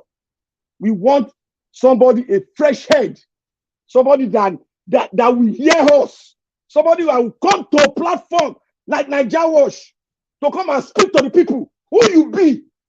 Not be say Bella they put you and I when I take boy for 9 months because you be governor. You carry gaba for chair. Finish for governor now. He go run go Lagos. Look all of them that root for Edo State. Which of them they live for Edo State? Now day here somebody will come, go build palace for him chief, Oba for him, for him chief for their place there. Come they take and want to do politics. That one go chop. They must tell us how to take the pay road. Look the road to Iguabe, road to the northern part of Edo State. Which one they walk? Road to Ekpoma. Which one they walk? Not be there in day. They not fit take loan. Abia State, what's Ebonyi State? Concrete do road. He get money to Edo State. Now they talk to be governor. Governor my put. All of them 3 more cartier when they so. Made them even near picture because I don't tie old mama rapper ready for them. I go mention them, they go surprise. Oh yeah, and the para. Look at my state. The pride of Nigeria. Professors, great professors come out from there. Look at these people. They say they go school. They are not worthy of the education they went for. They are not trustworthy. They are not worthy to have that degree. If you have represented your degree or your school, you are a total failure. Rubbish. Pagadash. Thank you, Mr. Nadia Watch. All right. Thank you, my brother. As you say, you diverse, not be small thing. Yes, everything where you talk, I agree with you, my brother. Benin City be like saying a village. I've heard talking the other time, some people will say, no, don't describe your state like that. What are you talking about? Once you enter Benin City, those states, you enter Oluku, it be like saying a village. It's so disgraceful. Meanwhile, let's move on. I have Vitus. Vitus, thank you very much for joining us. Please tell us where you're joining us from. Please unmute yourself, sir. Unmute yourself. We can't hear you.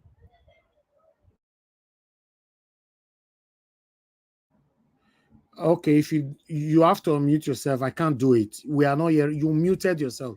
Okay, you are good now. You are good now. Good evening to you, sir. Where are you joining us from? I'm joining from Italy. Okay, from Italy. This is your first time with us, right? Yeah, I've always been in the program for a very long time. I share with you people all the time, but this is my first time on the panel. Okay. Thank you very much, sir. Thank you. I would like to hear from you first before I move on to others.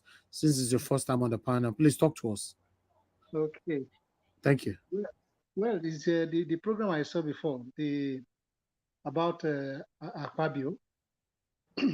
Okay. The issue about Akpabio is that these guys, they don't really know what to say.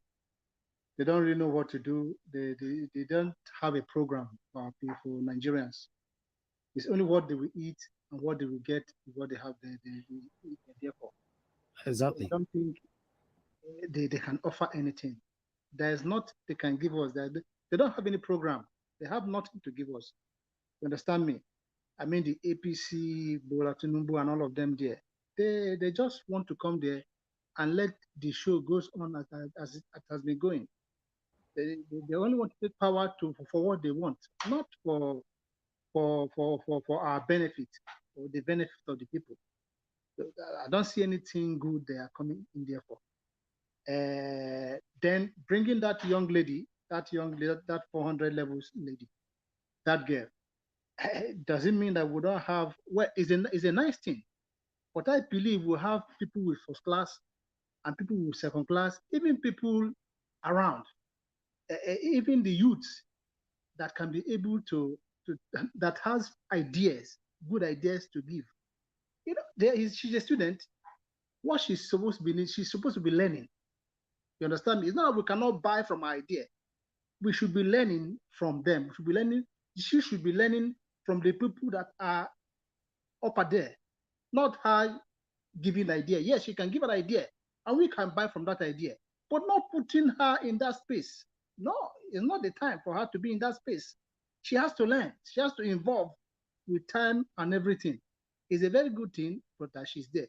But she's not supposed to be there. There should be, you have other people that are very intelligent, that has degrees. that are lying about in Nigeria that want that job. I don't know what the criteria they use to put her there, but she's a learner. She's a student. She's still a student. No matter the idea she has, she's still a student. So I don't think I buy her idea about that. Then Okonjo-Iweala, well, what do you expect Okonjo-Iweala to do? Okonjo-Iweala, the other last time, according to what one of our, is it Abati or whatever, I don't really like him all the time with his ideas. What do you expect Okonjo-Iweala to do? Okonjo-Iweala, the last time she spoke the truth, they arrested her mother and her father and whatever. I don't know, they kidnapped or whatever. So you want her to say the truth and for them to arrest or do whatever to her family. I believe she's just, before she could go there, she didn't just go there like that. Somebody might have prompted her. Somebody might have pushed her. Somebody might say, come on, come. They might have lured her to come there. And she doesn't want to look like somebody that doesn't want to give her idea, doesn't want to share her own things. To me, this is what I believe. That is the reason why she's there. She's just there because she doesn't want to be painted or doesn't want. I think that's the reason why she's there. Everything they are looking, whatever they are looking for, or whatever they are searching for, is for legitimacy. It's for legitimacy. They didn't want the election. They never won the election. So whatever they are doing, everything they are doing, do you remember the Ngige saga? The Ngige saga is just what is repeating itself. It's what is repeating itself. Ngige was doing everything to please the people so that they can accept him. But no, he's an illegitimate presidency. Nobody accepts him. So he will be doing everything to make himself legitimate. And the Americans, they are him. they have a case for him. So he has to play their whatever. Whatever they want him to do. I think that is what is going on. They have no program. They have no idea. The program that they have is an archaic program. They can't even implement it. If they implement it, the whole thing before. Look at the first two things. The first two things he came with, his subsidy is gone. The second one, I'm taking whatever that what is he saying that he's doing? That he's taking what to Niger. So he has nothing to offer. He has nothing to offer. The best thing is for them to give the mandate to whom it belongs to, which is Peter Obi. Then you will see everything will lie down. How can you steal something from somebody and you expect to enjoy that thing? No, it's not possible. He stole it. He stole it. So whatever he sees, he will get it. I think that's what's happening to them. A mandate stolen can never bring any good thing, except they relinquish that mandate to whom it belongs to. If they will continue to build it, things will continue to go like this, and Nigeria will just be wobbling and wobbling. If they like, let them go and bring the best brain, the best, the most educated, the most brilliant, the most powerful.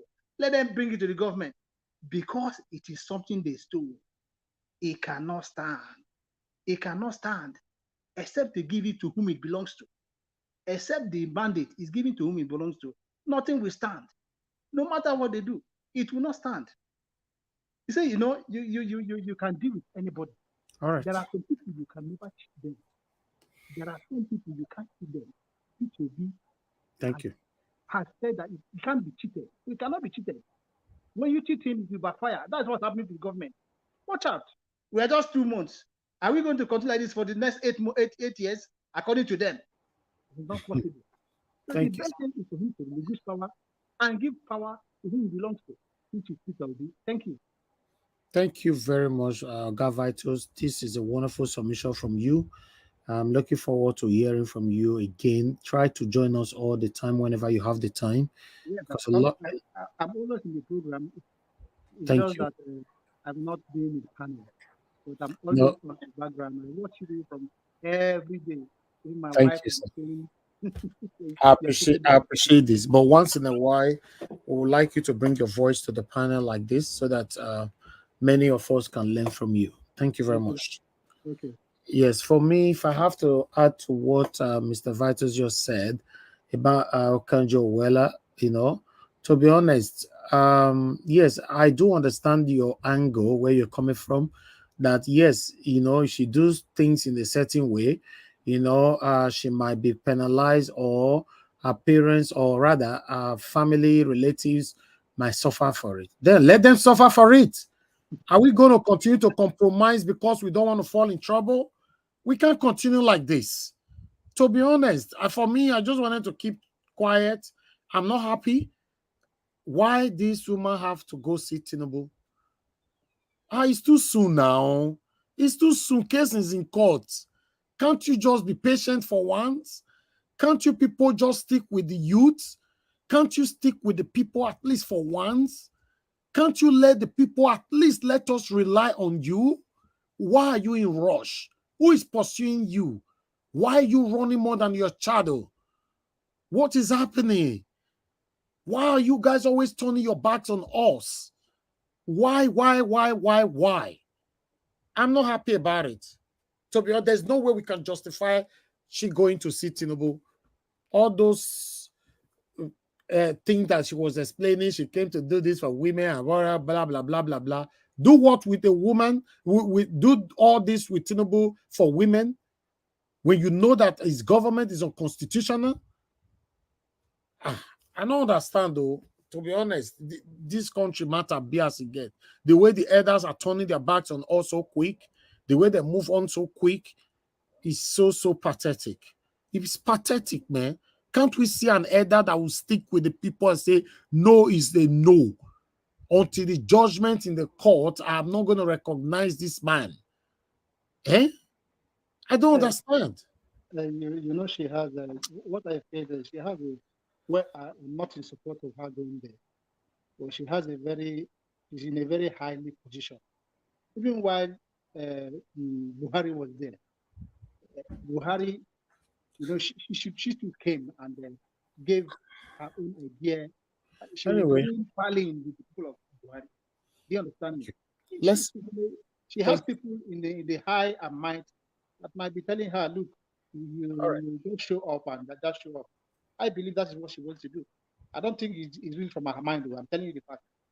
I don't think it's really from her mind. She just went there. But at the end of the day, sir, I personally that is talking to you today, I can, God forbid, I can choose tomorrow to be supporting satanic people. I will say I'm not doing it from my mind. I borrow mind to do it, right? That's not enough. That's not a good excuse for any of these people. To be honest, that's not a good excuse. Everybody, I don't understand. Let me call on the next person. Thank you very much, sir, for your submission. I just thought I should add to what you said earlier on. Engineer Francis, if you are there, please, would like to hear from you. Good evening to you, sir. Then after you come to Augustine. Good evening, and thank you, everybody, for your contributions. Thank you very much, sir. Good evening to you once again. Talk to us. 8 minutes. Let me start with that student.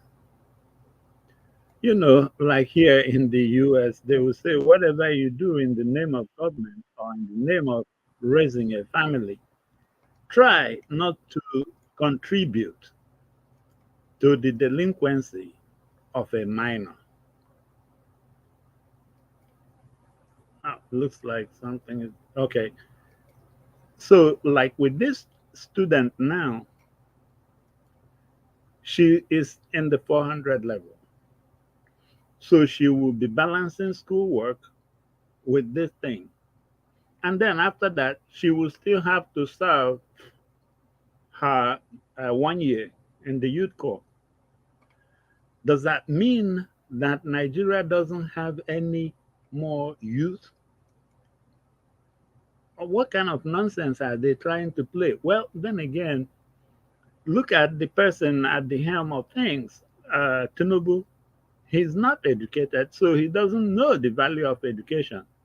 Does that mean this girl will now have to drop out from school to complete whatever assignment is going on here? I don't know. But then I will leave it there. On the issue of Okonjo-Iweala being afraid, of some repercussions to her family and stuff, I think I might have to remind her of Benjamin Franklin. If you give up, like in this case, democracy or freedom, just for safety, you deserve not the safety and not that democracy. You have to stand for one. If you, like John Lewis, bless his soul, will always say, always make sure that you give them trouble, good trouble. So in this case, Okonjo-Iweala, you would have definitely used that invitation. You should have used that opportunity to really sound this thing that we are saying here. That until this thing is legitimately finalized, that you are not going. But then again, it's my opinion. Now, let me get to this issue that was bothering me. To the panel, the tribunal.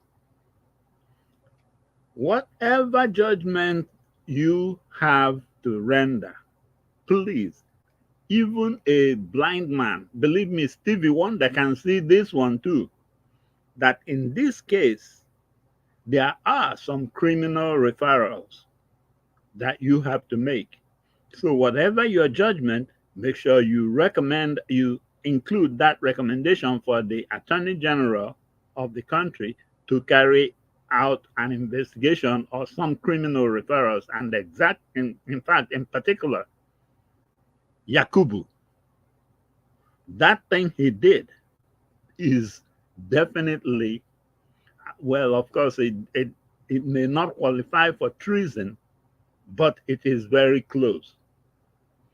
So make sure you recommend him for some criminal prosecution. And Tinubu, interestingly, might as well be the Teflon Don here, because if you cannot link him directly from influencing MC Oluomo or influencing Yakubu or influencing even some of you guys in the panel, that means his nose is clean. Of course, we know it, but we may not be able to prove it. But Yakubu, at least I know, that Yakubu cannot tell us that he doesn't know what that 25% in Abuja means. On that alone, you can open that Pandora box. And when the investigation goes deeper, the other things will fall out. So ruling against him alone is not good. But the criminal referral is that part of the deterrence in justice, to tell the people coming up in the future not to go that route, because the arms of the law will come and clamp on them. So I hope you guys have it all packed down, because just saying, oh, we find this, or we will do rerun, or we will do that, that's not enough. Along with that judgment, show us who you are recommending for the Attorney General to pick up and investigate further and prosecute. Now, let's get to two things that I am still hammering on. Certificate forgery. Will any of you guys be glad that you are in the operating table about to be operated on, and the doctor that comes in happened to be a pilot, and he is the one that will operate on you? So why are we letting all these people with documents that don't qualify them? They are forging, and you guys are going to probably, I hope you guys come up with a very seriously strong language in that your judgment that is coming out, to show that Nigeria is not a banana republic. Believe me, Nigeria has, even here in the US, of all the foreigners represented here in the US, Nigeria has more graduates at least BS with regard to their population than any other nationality in the US. And you're telling me that in that kind of a country, somebody with some nonsense fictitious certificate will now come and become something, and you guys will just give him a slap in the wrist? No.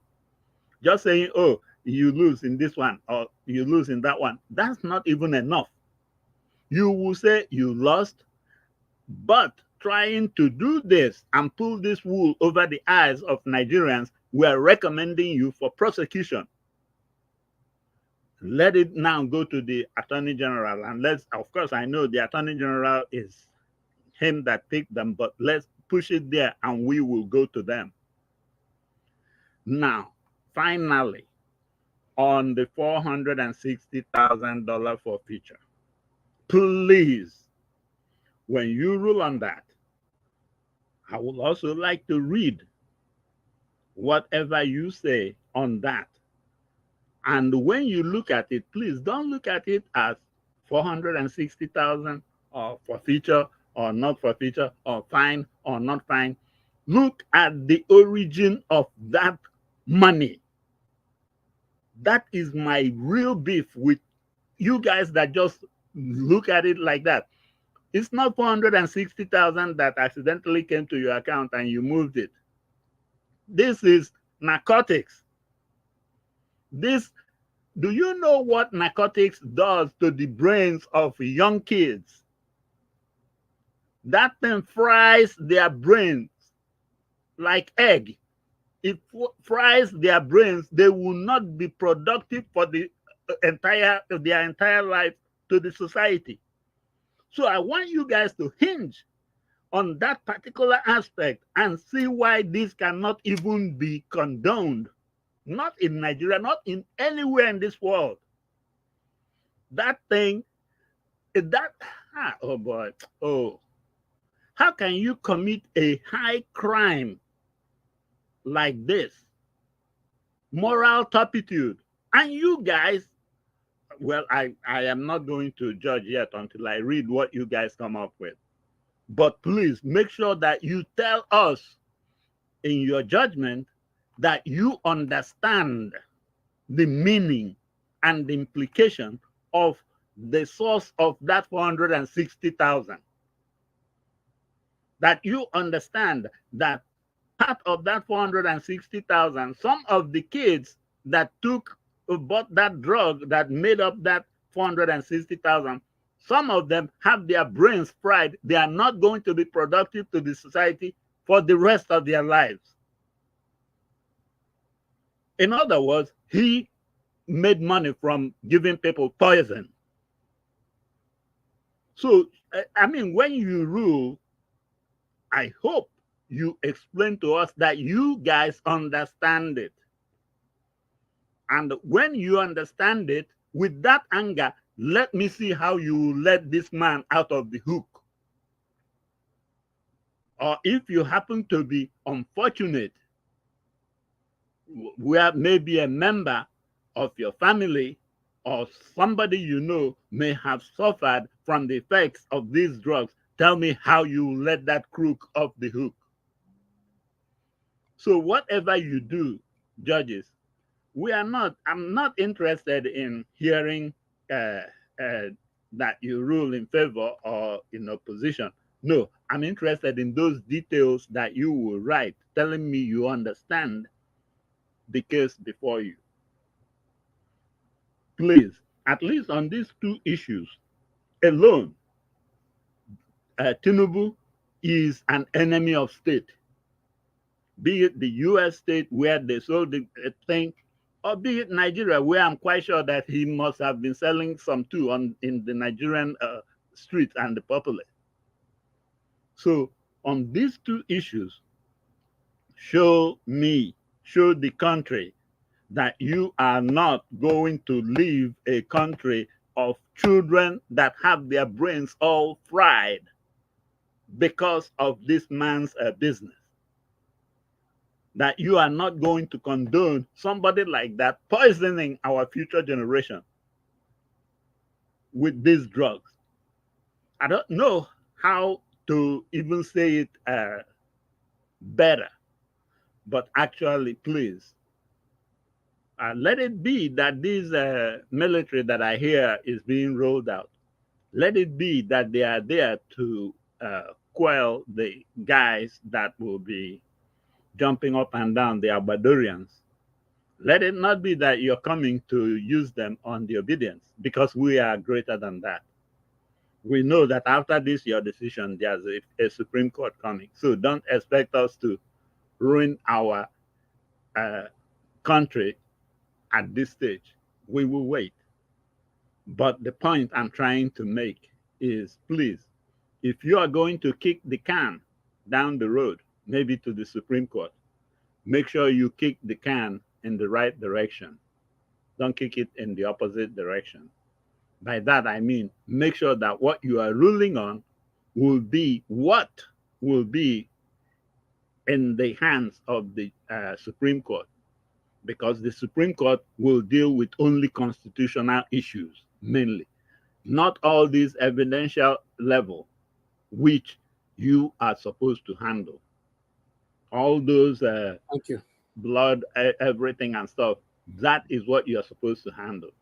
But what you kick down to the Supreme Court, let it be the constitutional issues. But please tell me that you understand that this man was frying the brains of the future generation with this thing he sold.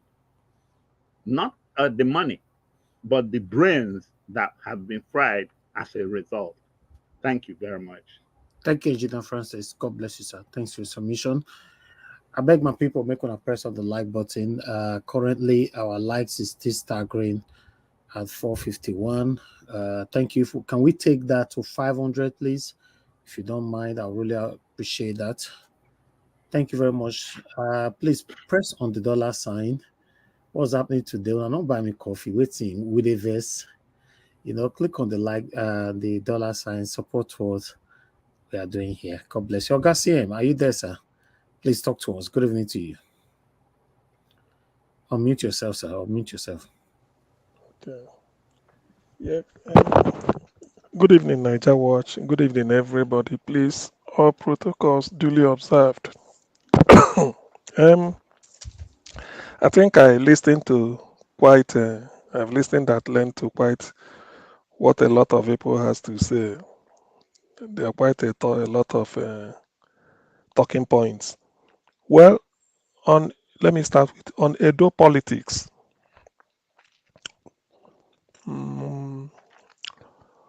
My comment will be just a bit on the cautionary side. You see, it pains me that people are still hasn't gotten the message of obedience, the revolution that will be brought to Nigerian political scene, even without him yet assuming the office of the presidency as at now. But his legacy of energizing people, particularly the young ones, should not be lost on the rest of us. I often compare his message with Barack Obama's "Yes, we can." Obi's own is "Go and verify." Andrew Obaseki is a spent force already. He looks tired.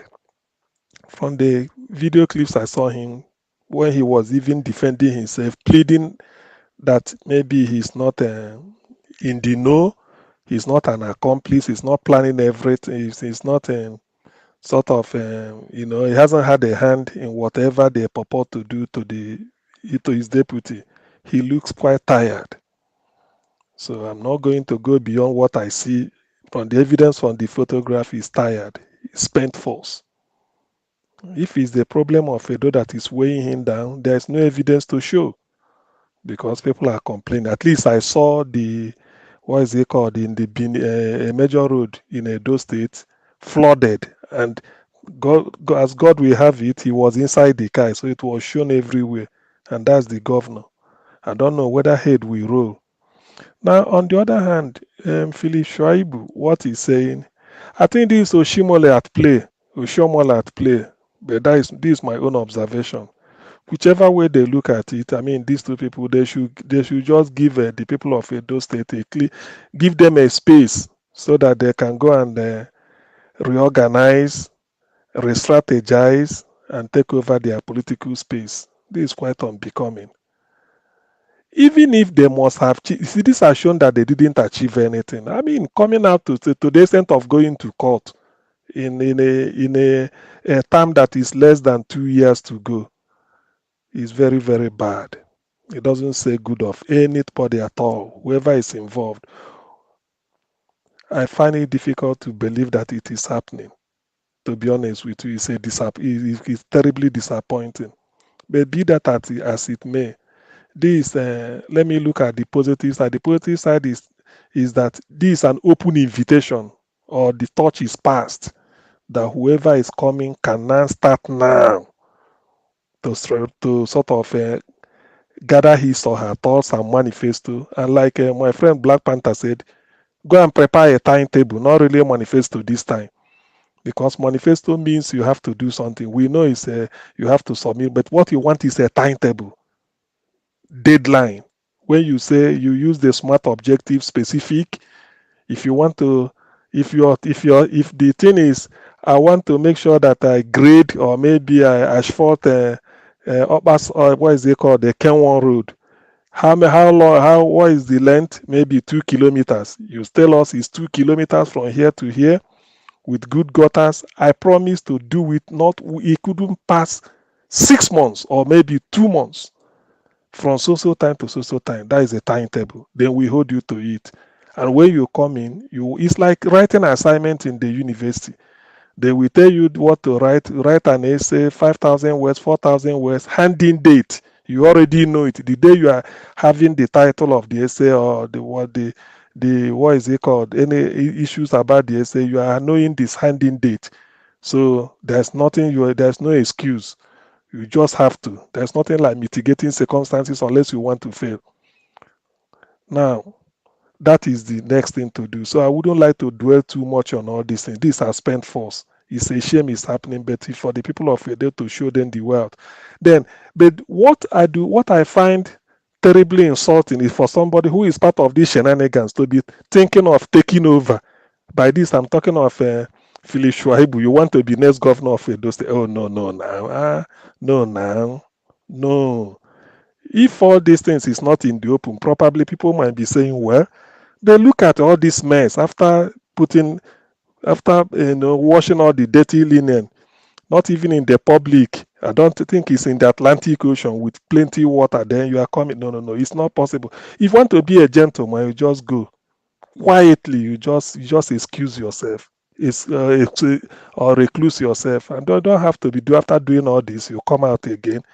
It can't work. So to that extent, the thing, Black Panther gave a good submission that I wouldn't like to rehash so much. But the key thing is, one, it's an opportunity for whoever is serious now to come up. Probably we have an in-house discussion here in future. Maybe from now on, we now have a case. We can't be dwelling on maybe even if they come to us for adjudication. It's just for mere formality. Both of them, whoever is associated with them, should not come up. Rather, we should now be studying what happened, and to avoid it, we need somebody who is clean. Just show us your time. It's your timetable we are going to be discussing, not the manifesto. A manifesto, you can tell us, just the timetable for completing anything, even if it's appointment. So that is the timetable we want to be discussing. So enough said on that. Then even on Okonjo-Iweala, even before Madam Rita spoke and everybody, I wanted to say that personally, this is my personal opinion, I'm disappointed. Yes, she said she came on her own. She just on this thing. It wasn't official in the sense that maybe WTO did not send her, or Tinubu didn't request for her. Maybe she's in the country for a short holiday. Decided to just to breeze in. It's disappointing. Somebody who went to Harvard, bachelor's degree in economics, I think magna cum laude, the way they call it, I think so, or summa cum laude. then MIT, which is the best university in the world as at today. I mean, you should not be associated. Now, Tinubu, look at, how can you go and be shaking hand where Asare Dokubo went, then it's now your turn? I'm disappointed.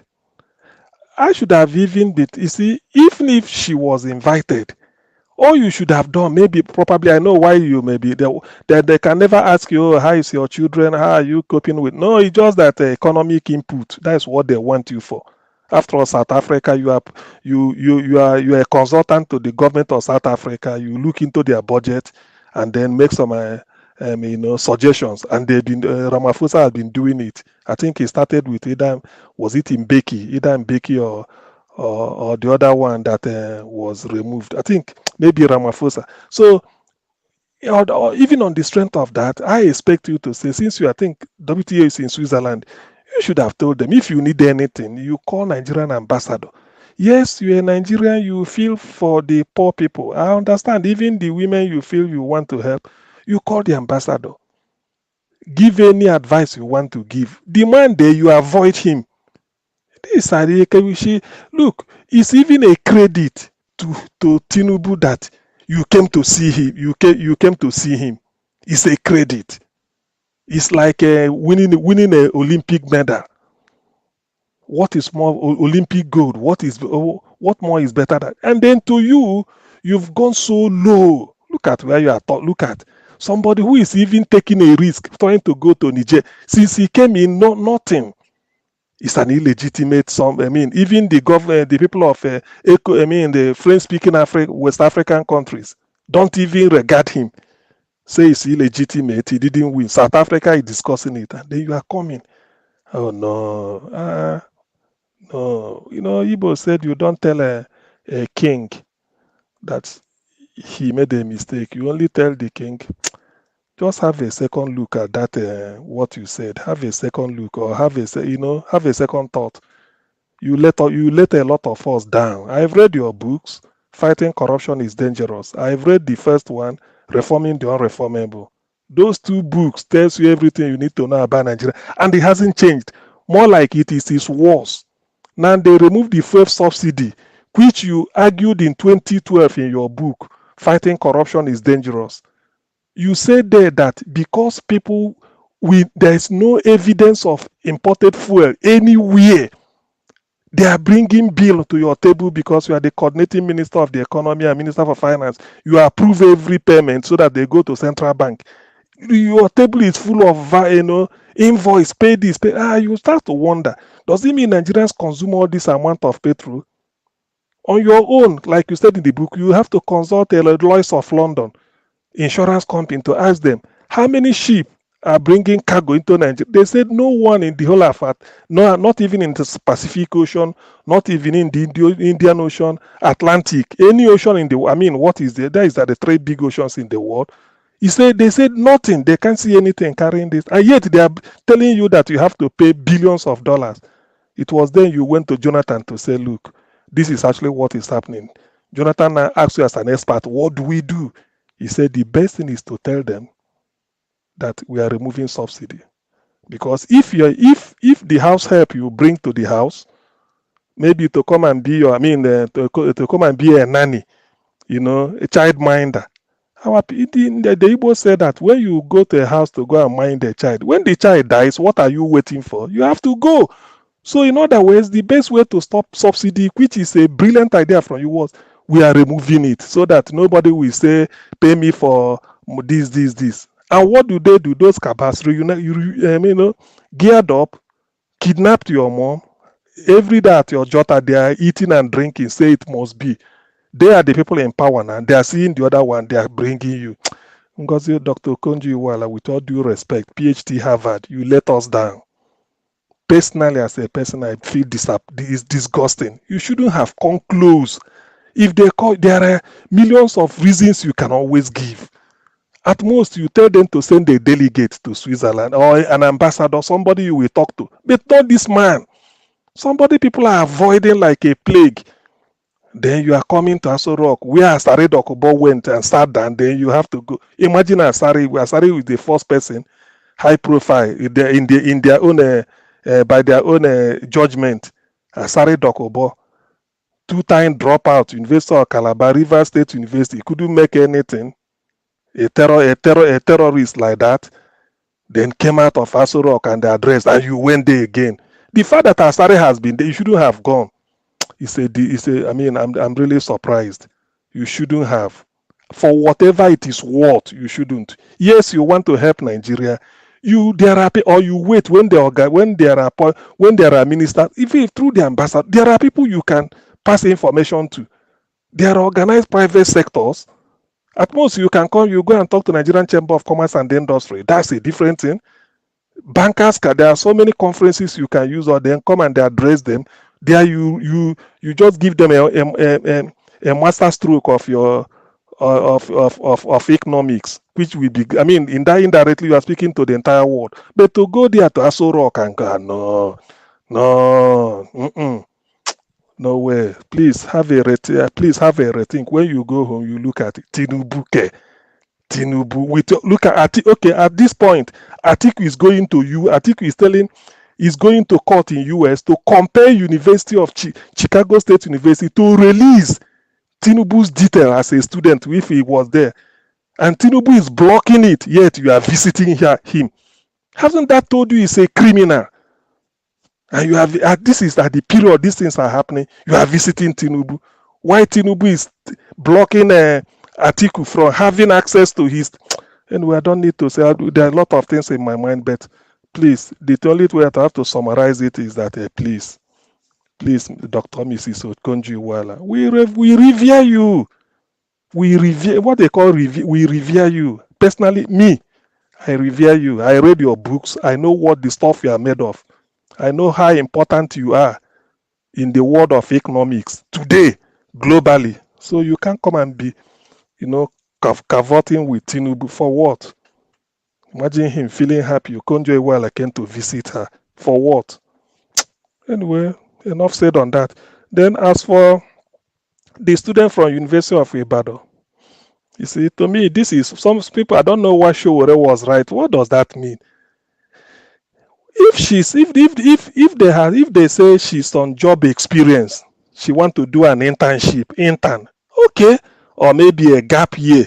He said you are studying, but he want you to come and have it. That is okay as an observer. Not that you go and parade him. You are point. What does she know? Let's even face it. What does she know that she's going to contribute? What does she know? Final years and tax. So what?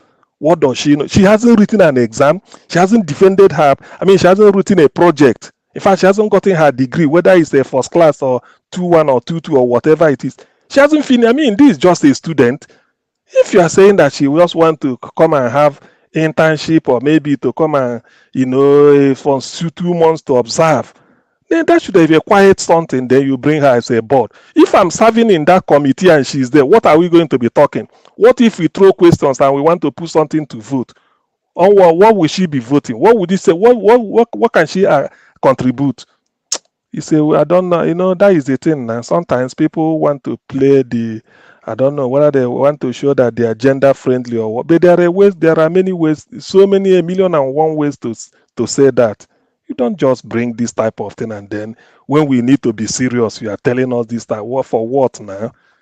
For what? So to me, I do not endorse that appointment or whatever it is called. For whatever it is worth, I do not. It's not. I don't know. It's just a waste of time and a waste of resources. Bringing her, what does that mean? Does it mean if you really want somebody, you can get? There are people doing NYC with first class, doing that now. You go and pick one of them, or tell University of all Nigerian universities, give us this candidate. You can even put them in a different group and call them maybe these are trainee, and they use them as trainee. Not that somebody is in final year, you bring and then to show for what? And anyway, that's what you get when you have an illegitimate government. Everything doesn't know what to say. Then I have to say a big thank you to Dr. Haruna Guru for his message of hope. In fact, I'm happy I listened to that man on so many occasions that I've been able to listen to him, both here and elsewhere. And then I do go through some of his YouTube, video clips once in a while. If I chance on any, or I look for some, the man really opened my eye to the thinking, how evil these people call the leaders, particularly those from the north. It's from Haruna Goro that confirmed when they were growing up, they told them, don't ever trust Southern, don't trust the Igbos, don't ever vote for them. Better vote for a Muslim in the north or some of us, so that, if anything is bad, we in the north, we can survive without the government, but them, they in the south, they can decide to go abroad and do cleaning work and do maybe childminder work, or go and do wash plate or do anything and get money and come back. To us, there's nothing. Better vote for us so that we can control the economy and hold the country together. Aruna Guru said all this, and then this is the thinking.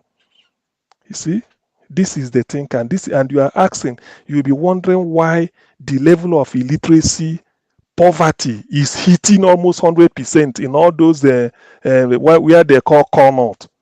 How can people progress with this type of mindset? Look at what they are planting in the minds of young ones. Haruna Goro said it's only Obi.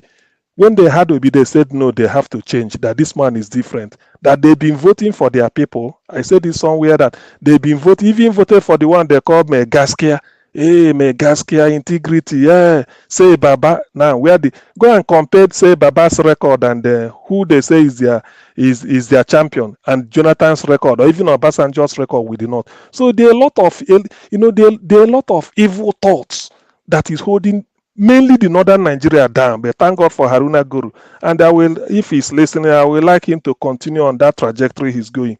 Even if Nathan just the gospel, because a lot of them, people will repent. Some people will even hear it and have a change of mind, or even have a rethink about it all. You can't be building. And the funniest thing is that those of them from the north, when they want to start every sentence, unity, every paragraph, unity, every page, unity, they will speak for 1 million hours. It will be punctuated with unity. In the end, you are preaching this unity behind, telling people, oh, you fear people from this area, fear people from this area, always vote for our own. That's what gave Atiku the impetus to stand before Arewa House and tell them that Nigeria do not need a Yoruba president. Nigeria do not need a Igbo man or need a Yoruba man. Nigeria needs somebody from the north. Imagine. At that level, look at what they are talking. So a lot of things, that's why I'm saying Obi is a tsunami, like Oni of Ife called him. He's a tsunami, and the fresh air he brought to Nigerian politics is just all revealing. Nigerian politics can never be the same, because a lot of truth, if he gets it, when he gets into, not if, by the time he gets in as president, so many, that it will be, that Obi's tenure will be a period of catharsis. So many people will come and start confessing. A lot of things will still happen. So many will come and tell you, look, we didn't know it will be like this. This is what we were told. Because there are a lot of narrative that is holding the country down, breeding disunity. You think that's why Nigeria can never move forward unless such thoughts are changed. Apart from the infrastructure or whatever, Nigeria is underdeveloped, not because it's from the heart, from the mind. People preach evil. But thank God for Haruna Guru. Thank you very much, wherever you may be. Then for Akpabio, well, what do you expect now? Somebody, look at the way they are talking of there's a prayer in your email, or is that not what they say? When people when you assemble government of criminals, I remember saying it the first time, that when Ojus Okalo was crying at the Senate that what he did to Nigeria is not fair to him, or that he did to fund PDP, all those nonsense, he was crying. It's not because of the fact that he wouldn't contribute, but this is the first time we are going to organize government of criminals, starting from Aso Rock down. So Ojikalu, being a grade 1 criminal, is an opportunity for him to join government of like minds. So that's why he was crying. Now look at Akpabio. What do you expect? Just to go, and Nigerians are crying. They can't. Somebody phoned me that he has to trek to work, that he couldn't afford petrol despite having a car. Now Akpabio is talking of they are going on recess till September, that something should be in your inbox. Can you imagine? That is the 70 billion they gave them. And don't be do not be deceived. All they are doing all these things is just to consolidate and then legitimize the illegitimate government in Aso Rock. So that's what they are doing. So I'm not disappointed, but like I always say, will Nigerians ever learn? Will Nigerians ever learn? Because all these things, we keep hearing it. We will laugh today, tomorrow another one will happen. This is enough to even raise, to bring the roof down. At a time like this, look at the way they are sharing money. This is just money. Not that Nigeria earned this money, but money borrowed with interest, and they are sharing it like this. So when you look at it, you just have to just pity Nigeria and say, look, if this is what it should be, God, why must you allow Nigerians to suffer beyond now? Please, like Michael Zekome said, on my bended knees, the PEPT, the Presidential Election Petition Tribunal, please, on my bended knees, please allow P2B to take over so that what they call Nigeria can continue to exist. If not, I don't think P2B might well be Nigeria's last chance. And when the time comes, people will be regretting, said, if had I known. Better allow the man. Nigerians, they weren't making a mistake when they were voting for him. Forget about the likes of El-Rufai that they feel that they can walk on air or walk on the surface of the water. No, they can't. All they are trying to do, those ones, handful of people you can count on them, are the people holding, just of misinforming the people. The average Nigerians, the poor people that are suffering, they know that it will be meant well for them, and P2B will go in and then start to sort of reform the real system, give them what is called the real government. One, he's not corrupt. Secondly, he's not going there to go and steal or to go and share all this money. Today they are talking of cutting the cost of governance. Who brought it, who brought that phrase into Nigerian politics? Is it not Obi? And they were calling him a container economist, all this, all that. He's a trader. Now everybody is looking up to him. So please, as much as possible, I appeal to the tribunal, please. We already know what the thing is. Just have to be brave. After all, you swear an oath to say the truth and nothing but the truth. You are not doing the wrong. You only do the wrong thing when you fail to pronounce P2B as the winner. That is when people will be annoyed with you. Majority of Nigerians, you will hear that it will be another day, as if the day, sometime in August 1996, the day Nigeria beat Brazil. The whole country did not sleep that day from Medugri, because NTA was on till the next morning. When they phone NTA Medugri, we said the whole of Medugri, people are on the street enjoying. Sokoto, Disen, Warri, everywhere. I was in Lagos then. We were monitoring it. So I'm envisaging that mention P2B as the winner. That is the way Nigeria will be. And even the international community will now say yes. They will heave a sigh of relief that so this country, they've now realized their mistake. Now let us watch them. If they need help, we will help them because of those people that are suffering there. Other than that, if you want to do it legitimate, just to come and tell us that whatever INEC is saying is correct. We all understood English. Nigerian constitution was written in the English language. We know the meaning of and. We know every word. Even if we don't know, there is dictionary to help us. Electoral law, we can interpret it. It doesn't take it just because of a function. They say judiciary, you do this. We all know we can interpret it. It's English they are talking. Shall means must. So in law, we don't need to be a law to understand the constitution. That's why it's written in a very simple English. As powerful as America is, their constitution is very, very very simple. Like a leaflet, but it's a powerful country. All that matters is there. And if you read it, you understand it. So please, the tribunal, do something. Write your name in gold. Be part of history. Declare P2B the winner so that the suffering in Nigeria will now have an expiry date. Thank you. Niger Watch.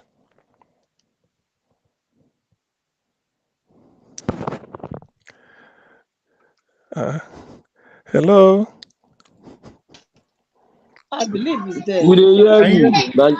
That Can you one. hear me? Yes, I can. Thank you very much. Okay. Sorry about that. I yield. Thank you. That's him. Yes, God please. bless you, sir. God And bless you. thank you, and you too. Now Thank you, you so much. now you give us mouth, say make we speak. So why won't you speak? No, Now I know my people. When I deal with me for a year, the energy will be there to do more. I want to thank every one of you that is genuinely there for us, that is genuinely fighting for a better Nigeria. Because nobody is paying anybody to do this. You know, I want to thank every one of you. We will smile together in Jesus' name. One thing that everybody must realize is that nobody will live forever. So you doing the right thing is the best thing. Thank you, thank you. Now God will bless you. Let me call on the next person quickly. I believe it's Mr. Alex now.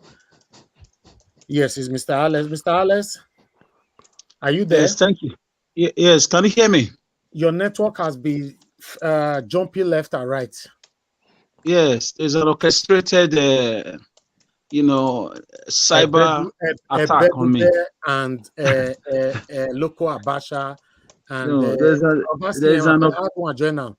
you know. There's an orchestra. No, Mother Patricia, which one be the other one? Where they talk? Oh. Thank you. Thank you, my dear brother. I appreciate you. Please talk to us. Okay, can I quickly do justice to the topics as much as I can? Yes. Thank you, everybody. Thank you, Mr. Najawash, Madam Rita, Mr. CM. Thank you, everybody. Black Panther. Thank you, everybody. Those of you I cannot mention your name. Thank you. What we are lacking, for me, is conviction. Yeah, thank you. What we are lacking is conviction.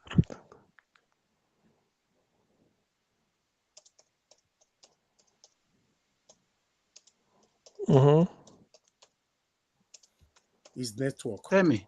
Can you hear me? Yeah, we can hear you. Go ahead. Yes. Go ahead. Yes, can you hear me, please? Yeah, we can hear you. Can you hear me? Yes. We can hear you. Yes, we can. Yes, we can. Yes, we can hear you. Can you guys hear me? Yes. Yes, we hear you. They've come again. Hear you. Bad. No, Okay. Okay. It's been very sad. They don't let them talk today. Very sad. Mr. Alex is very sad. They don't want me to talk today. You see? Mona let my brother Alex talk now. No, today they attack and serious. They're all the way from Amagba. See, and I don't come out. I tell you, all the way from Amagba. It's true. This is the failure of government that we talk about every day. Why some people come here and be insulting us. You see? Everything to do with Nigeria is stressful. Everything. Let me see if we can have him back again. Mr. Alex, are you good now? Unmute yourself. You should. Okay, Mr. Alex, Kai, it's very sad. You are struggling seriously because I can see that you've been struggling since. I need to move on to the next person, unfortunately. And Najawash, can you hear me now? Yes. I've been hearing you since for the past 7 days. Yes. Let's go on, Alex. Okay, please, guys, just bear with me. We are. Yes, it's like a macabre dance here. It's not been easy. Yes. Anyways, what I see here, starting from Edo State, for me, we lack men of integrity, men that has conviction, men that has that want to have legacy. Edo State is just a playground for businessmen. Edo State is just a playground for jokers. Edo State has been kidnapped. It's been gang raped by politician after politician, starting from Lucky Benedion down to Osumbo, down to Shomole. Now Obaseki has done his own. He's about to leave. The next person will come and do the same thing. It's just a shame. There is no two ways about it. They flash a little 1 or 2, 3, 4, 5 projects. They cut away billions of naira, millions of dollars. That is what happens. They dress well, make speeches, cut away money. That's all they do. If you look at them in 3, 4 years' time, their skin changes. You see how they've added weight and everything. You see how they glow. They don't care. They don't come to work. It's such a shame that a state that produced, a region that produced Anthony Enaro is being ravaged by criminals, political thieves. Edo State, as we speak, is 40 years backward. Edo State, as we speak, has no one industry. I dare Obaseki and his food soldiers to point to me one industry they've attracted that has employed 500 Edo citizens. And I know you tell me government do not produce, do not give jobs. They will do it. Forget about the English they speak. You have to create an enabling environment. You didn't create it.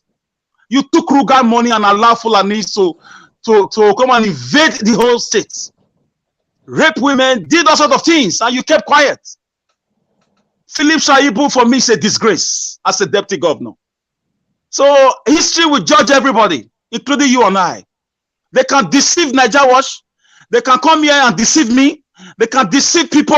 They can come and use political language on us, tell us they did this, they did that, social media development, but the people know the truth. History know the truth. Our children know the truth. We know the truth. There is no development in Edo State. It's a few projects. I mean, it's abandoned project completed from previous administrations. There's nothing. Nothing is happening. When it rains, it's a total mess. Flooding everywhere. They are using Edo State lives to play games. They are blaming themselves. This one said it's a federal government work. The other one says it's a Shomoles government. Obaseki said it's not his duty. Oh, so started again.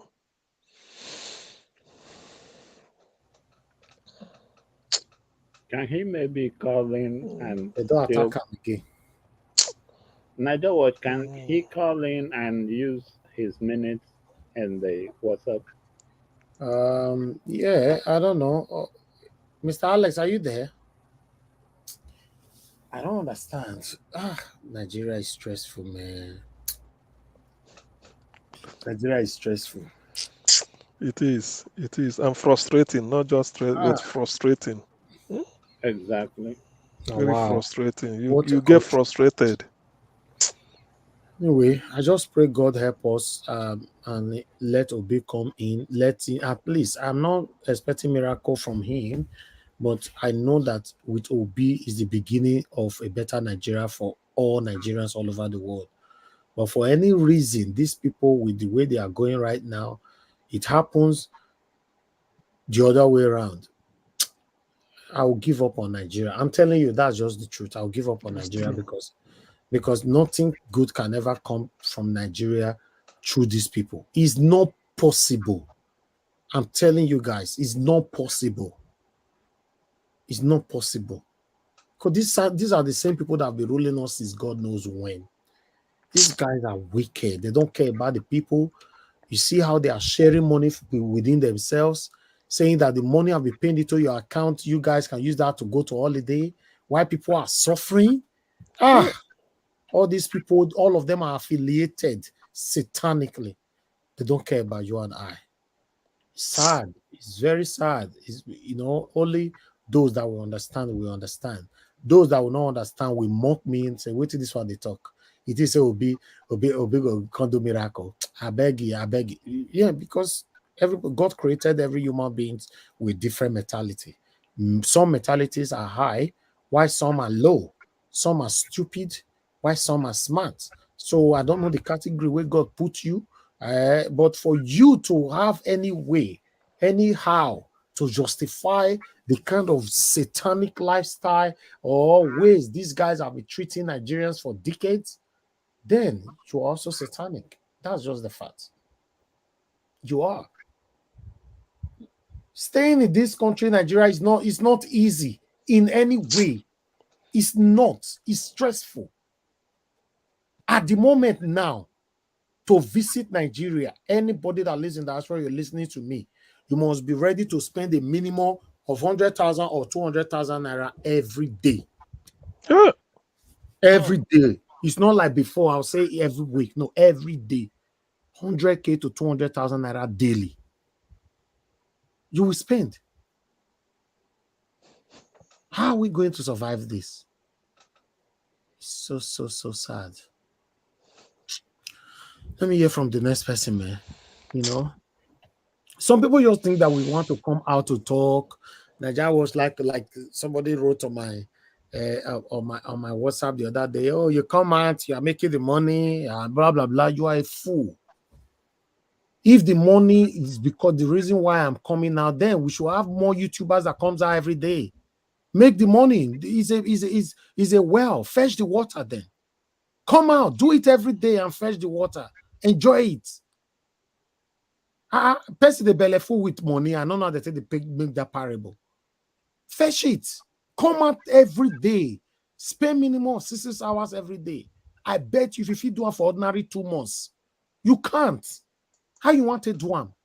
Oh, you don't like money? You don't like money? Yes, you don't like money, and I make you know they come out. Because if you like money, if Nigeria was they make the money, and I make they come out every day, you come out every day as well and do it so that you can make money. Foolish set of people. In other words, don't waste your time on such people. You don't. When somebody should have checked, why should Nigeria, that is richer in everything, better than Tanzania, yet Nigerians are going to Tanzania to look for a teaching job in a primary school? It's because of this our mentality. In a primary school, each others. In a primary school Talk in down on Tanzania, everybody. I have people telling me that they want to move. That is the in thing now. Liberia, Nigerians are moving there to go and look for job to teach in primary school. Our teachers. Yet you say you have money, you have crude oil, you have gas. They are flaring gas, but you can't see gas to cook. They are flaring gas, but you can't see gas to power your thermal plants to generate electricity, and they are flaring it. Brazil has crude oil. Do they flare gas? There's crude oil in Texas, in the US. Do they flare gas there? Algeria, are they flaring gas? There's When a you lot come of to people on this social media space that comes out all the time supporting a better Nigeria, supporting Mr. Peter Obi. But I can categorically tell you that there's nobody that comes out every day without no break, no day. And once you don't take break, are you going to tell the world say you don't belly full for money? Is that what you are telling me? Do the right thing. You people will be satanically and jealously giving people names and all that instead of you to encourage people. Don't mind them. Think it's easy to build on in front of computers, saying the same thing every day, repetitively. Every day we are talking about the same thing when we have so many topics to talk about. The woman that fell for lift weight that we could not talk about it here because we have our own topic. A doctor, a medical doctor. There are so many topics that comes out every day. I'm deliberately skipping them because there's no room to talk about it. No space. We have what we are pursuing. A man was released today. Although I don't know if it was today, but I saw the video today. After 44 years in prison, they now get to find out that he was an innocent man. I'll post the video on the group platform immediately we finish this broadcast. After 44 years, he was arrested 1977. 1977, he was arrested. He was released. Seriously? They said he was innocent. He was accused of attempted rape. Now, the same woman came out now to say, yes, I guess he was innocent. So what are we talking about? I can talk about this kind of topic. I'll generate a lot of traffic. What are you saying? Just putting the title at all. After 44 years in prison, he's innocent. Do you know how many people that will be watching me here? Think it's because of Peter Obi people watch me? Many of you are so ungrateful. That's why you see I don't want to romance you. I don't want to rub shoulder with you. When I know you are satanic, I don't want to rub my shoulder with you. I don't want to. Just get out because there's no way you can't please your enemy. That's just the truth. You cannot. Somebody come to your inbox, say, you are making money from it. You are making money from you. Make the same money from me. Come out, Oga. I bet money. Come out every day and make the same money. Do you know how many platform that is bigger than Nigeria Watch? How come they don't come out every day? I have platform that is bigger than mine, and they are supporting Peter Obi. They come out once in a week, once in 2 weeks. And the ones that will manage to come out every day, they spend only 30 minutes, 40 minutes. They don't enter house. What are you talking about? I appreciate people. But why do people, sorry, why do people feel that everything is money? Money, money, Don't money. mind them. Money. But Nigerians are leaving Nigeria, going It's to a some mindset. poor countries that were able to organize themselves very well and be living a good life. Can you imagine Nigerians living in Gambia? Gambia, a country that is not up to, I don't know how many million people, if I thought they're up to. Nigerians are there living good life. Do you know how many people I will disappoint today if I say right now that I want to start talking about another topic? I can't continue with this anymore. I will still get my people watching me. But do you know how many people I will disappoint? Do you know how much my heart will fight with me? But the guilt in me will beat me so much. There are a lot to talk about. A lot. That's the benefit of having a platform. Once you already have a platform, anything you bring on, you talk about it. As long as it's interesting, your headline is cashing. By the way, tell us same on even date politics discussion. What are you talking about? In case you don't know, let me say this before we move on. Go to channels, go to Arise. I bet you, I'm saying this on air right now, you will see more than 40 videos they've posted for the past 1 week, and you only have less than 100 views. It's not up to even 200. Some 29 views, some 40 views. Are you aware that the chaos that is going on right now is what makes them to get views?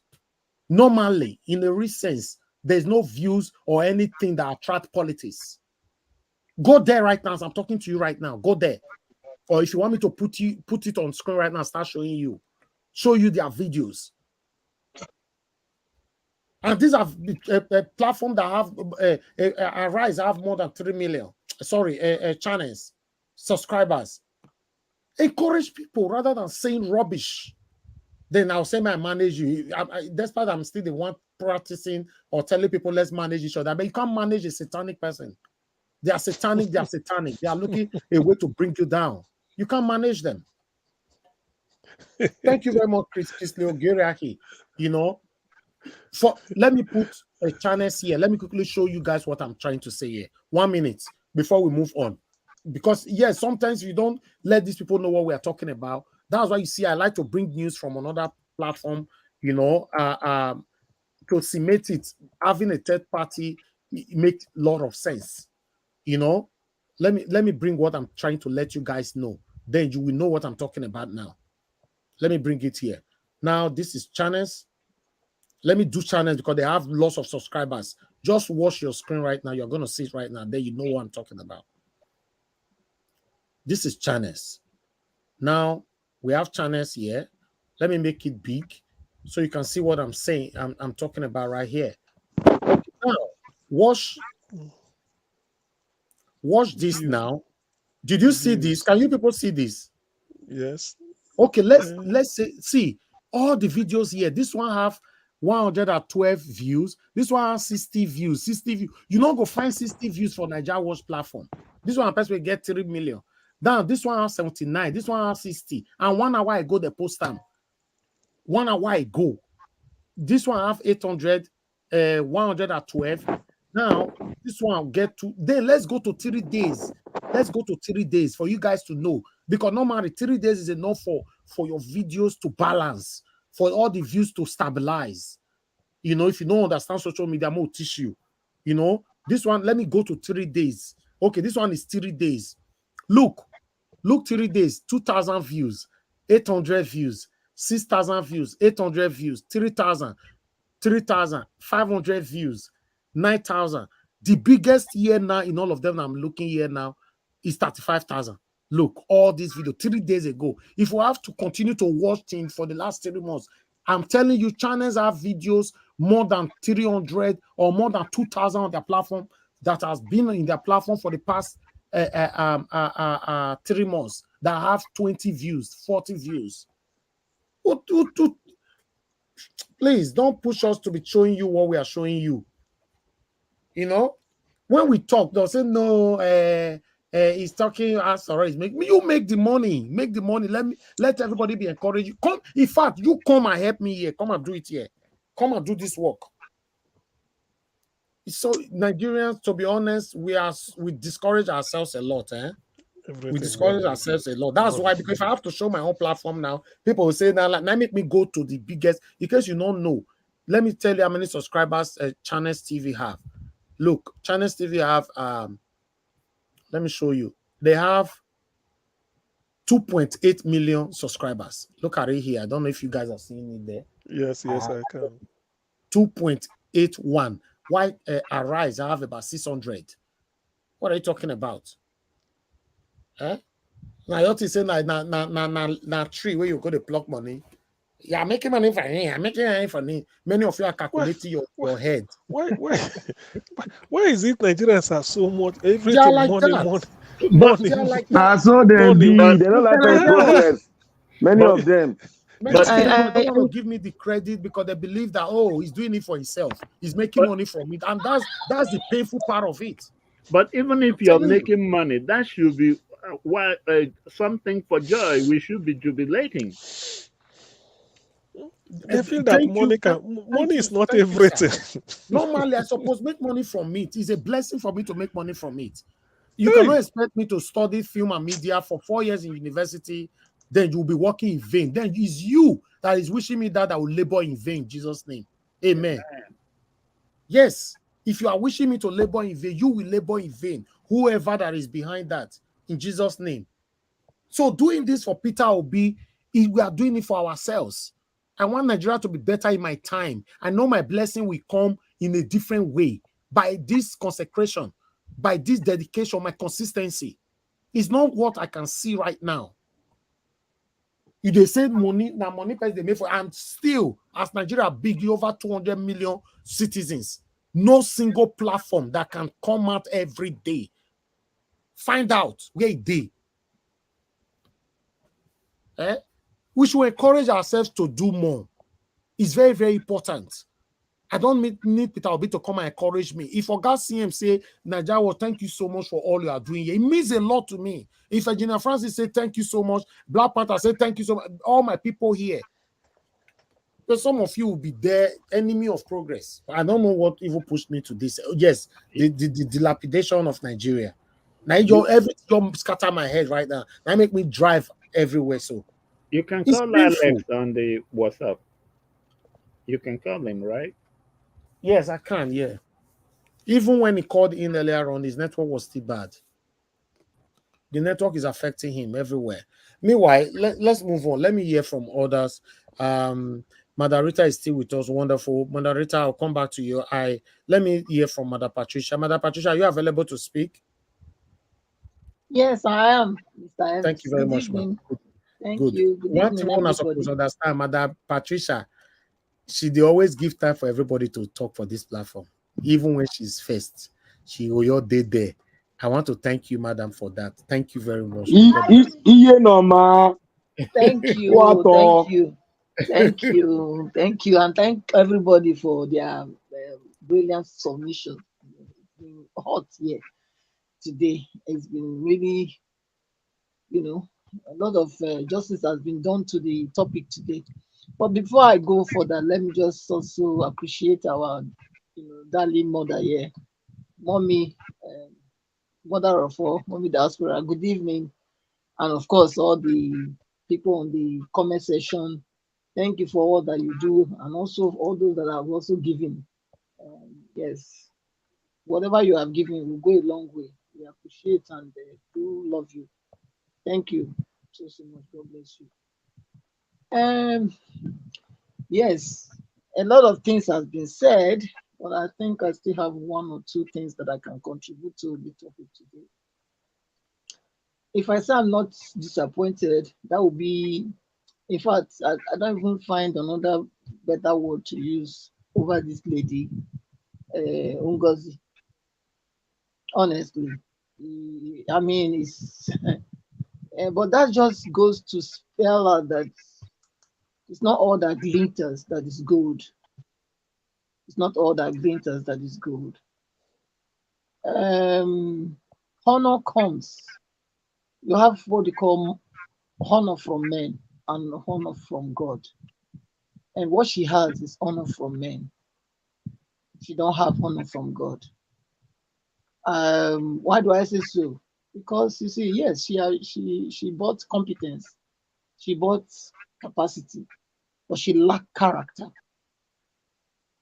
She lacked character. And when you lack character, you miss it with God. Just like Reuben, God told him, because you're unstable, even though you were the excellency of power, the best of my strength, but because you are unstable as water, you will not excel. Which means honor cannot be acquired to you. You cannot have honor with me. And that's what she did.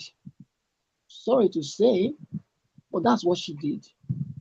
How can you, if you are a person of character and you claim to have such competence, if it was competence from God and capacity from God, she wouldn't have done that, no matter what. She wouldn't have gone that low. How can you say you are not a pig? You go and jump into a mud. You go and jump into the rub body with pig. And it's unheard of, unthinkable. Cannot even cross my mind that she will go stoop down that low. What kind of pressure? I know somebody mentioned maybe she was pressured. Pressured by who? Pressured by her greed. Pressured by lack of her character. She don't have it. Doesn't matter the education you try to go and educate yourself. When you lack character, you lack character. You can only have capacity. Capacity, yes, because of course they taught you certain things. And competence, but character without competence without character, capacity without character, that's not what wins with God. So I'm really, really disappointed in her. How can she be used as a tool to go and legitimize illegitimacy? How? That shows that she's also a sellout.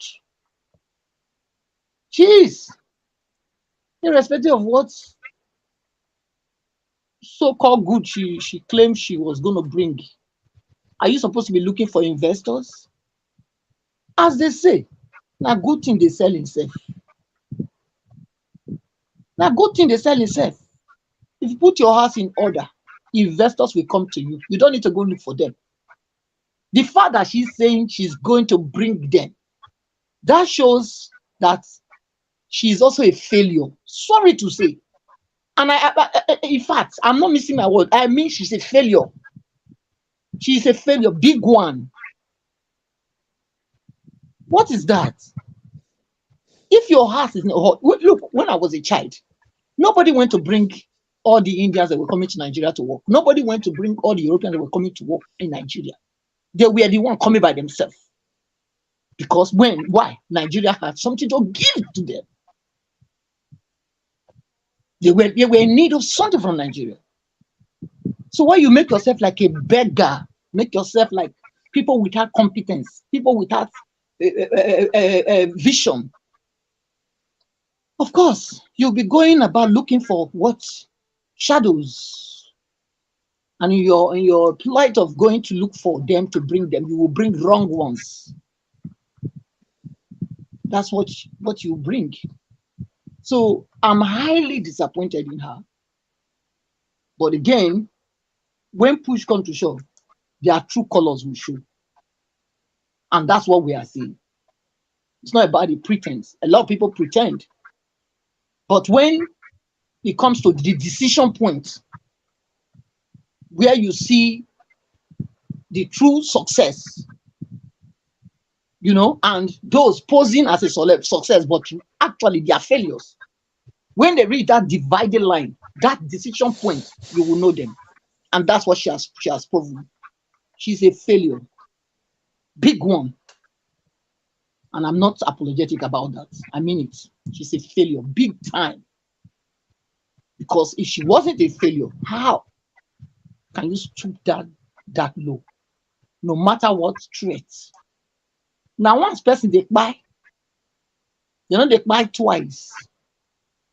You rather buy like an hero than buy like a coward. So the other one there, the small girl they went to carry and brought. That's for what? Waiting be that. Is that Tinubu trying to tell us he's inclusive? He's running an inclusive government to pollute that girl's spirit. Who are even the parents of that girl that will allow her to go and even do that one? Who are the parents? What does she know? What's she going to offer? Who is she going to be, working under? She's not going there for like internship or whatever. No, that's not what she's going to do. I mean, who does that? Who does that? Look, this whole thing is a joke. It's a joke. A big one, indeed.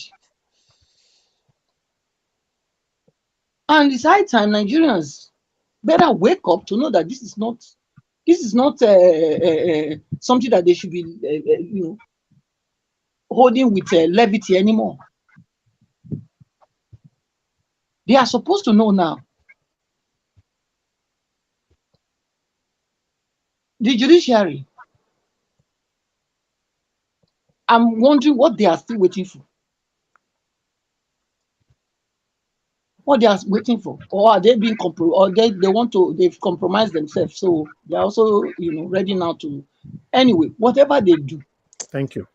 When I mean whatever they do, I mean when they don't do the right thing, the thing where they find, they go see them.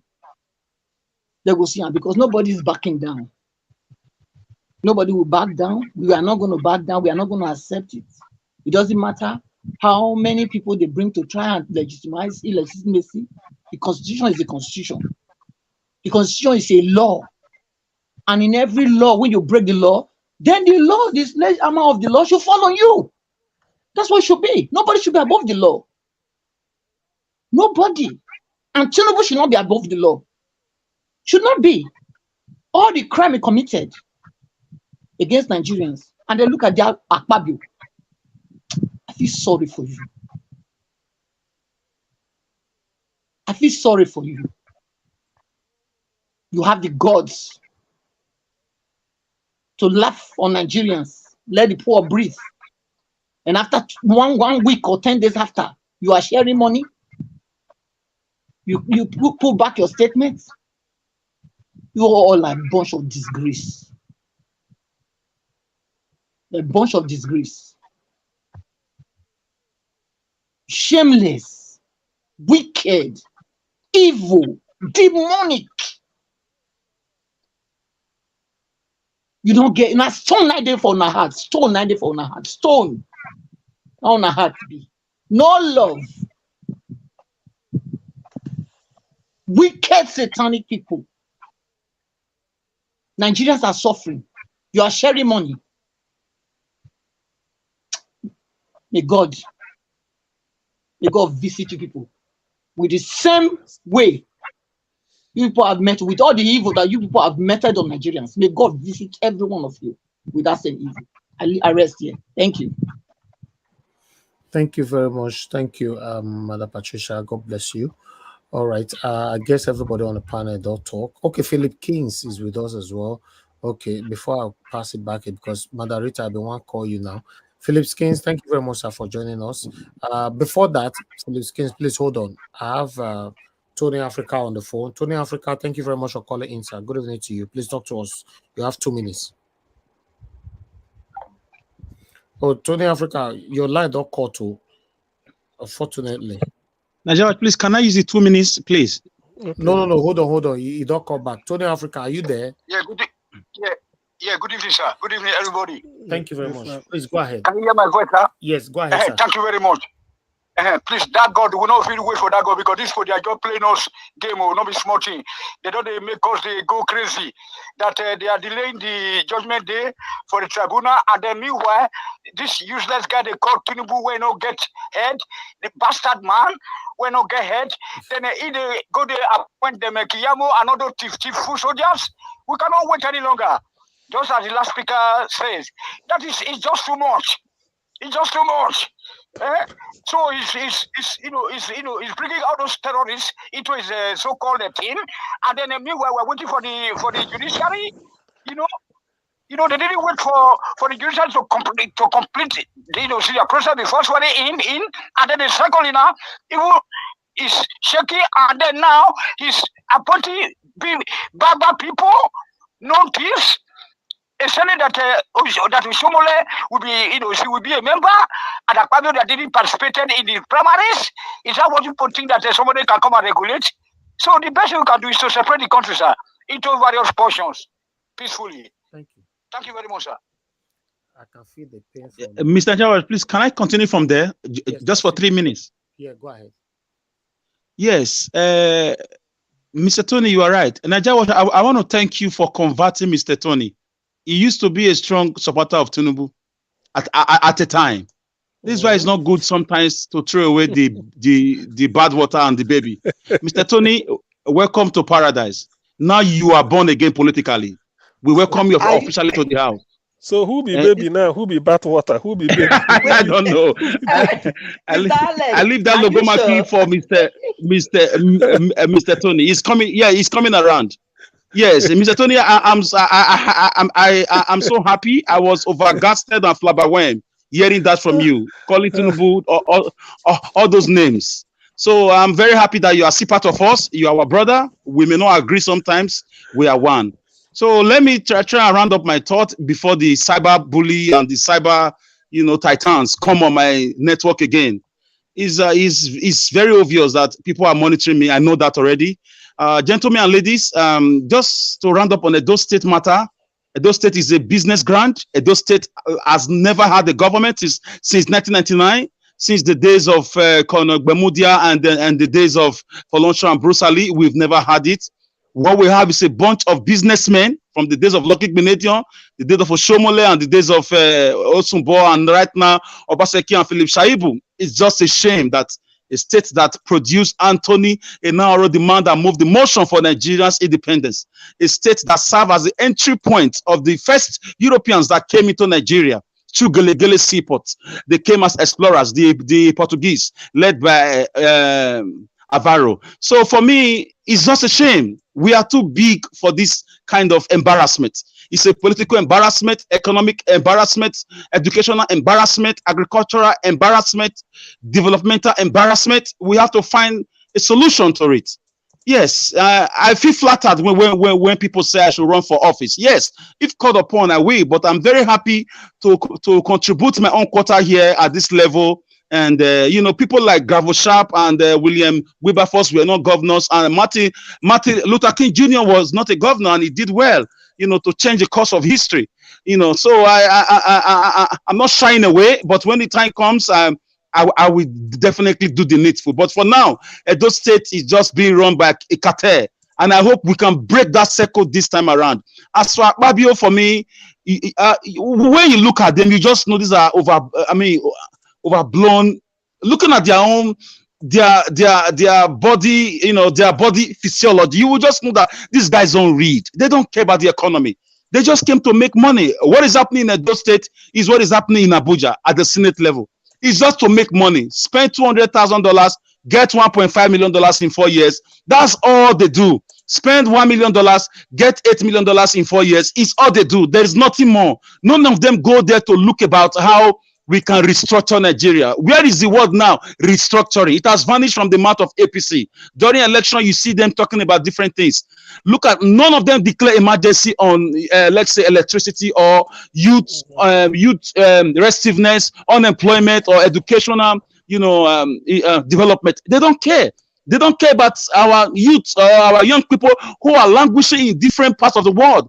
those of them who are really innocent. People are in Libya, people are in Morocco, people are in Europe, people are even in America unjustly. Our leaders lack ideas. They lack, the natural way, and they think they're going to leave this world with money. They don't know the secret behind money.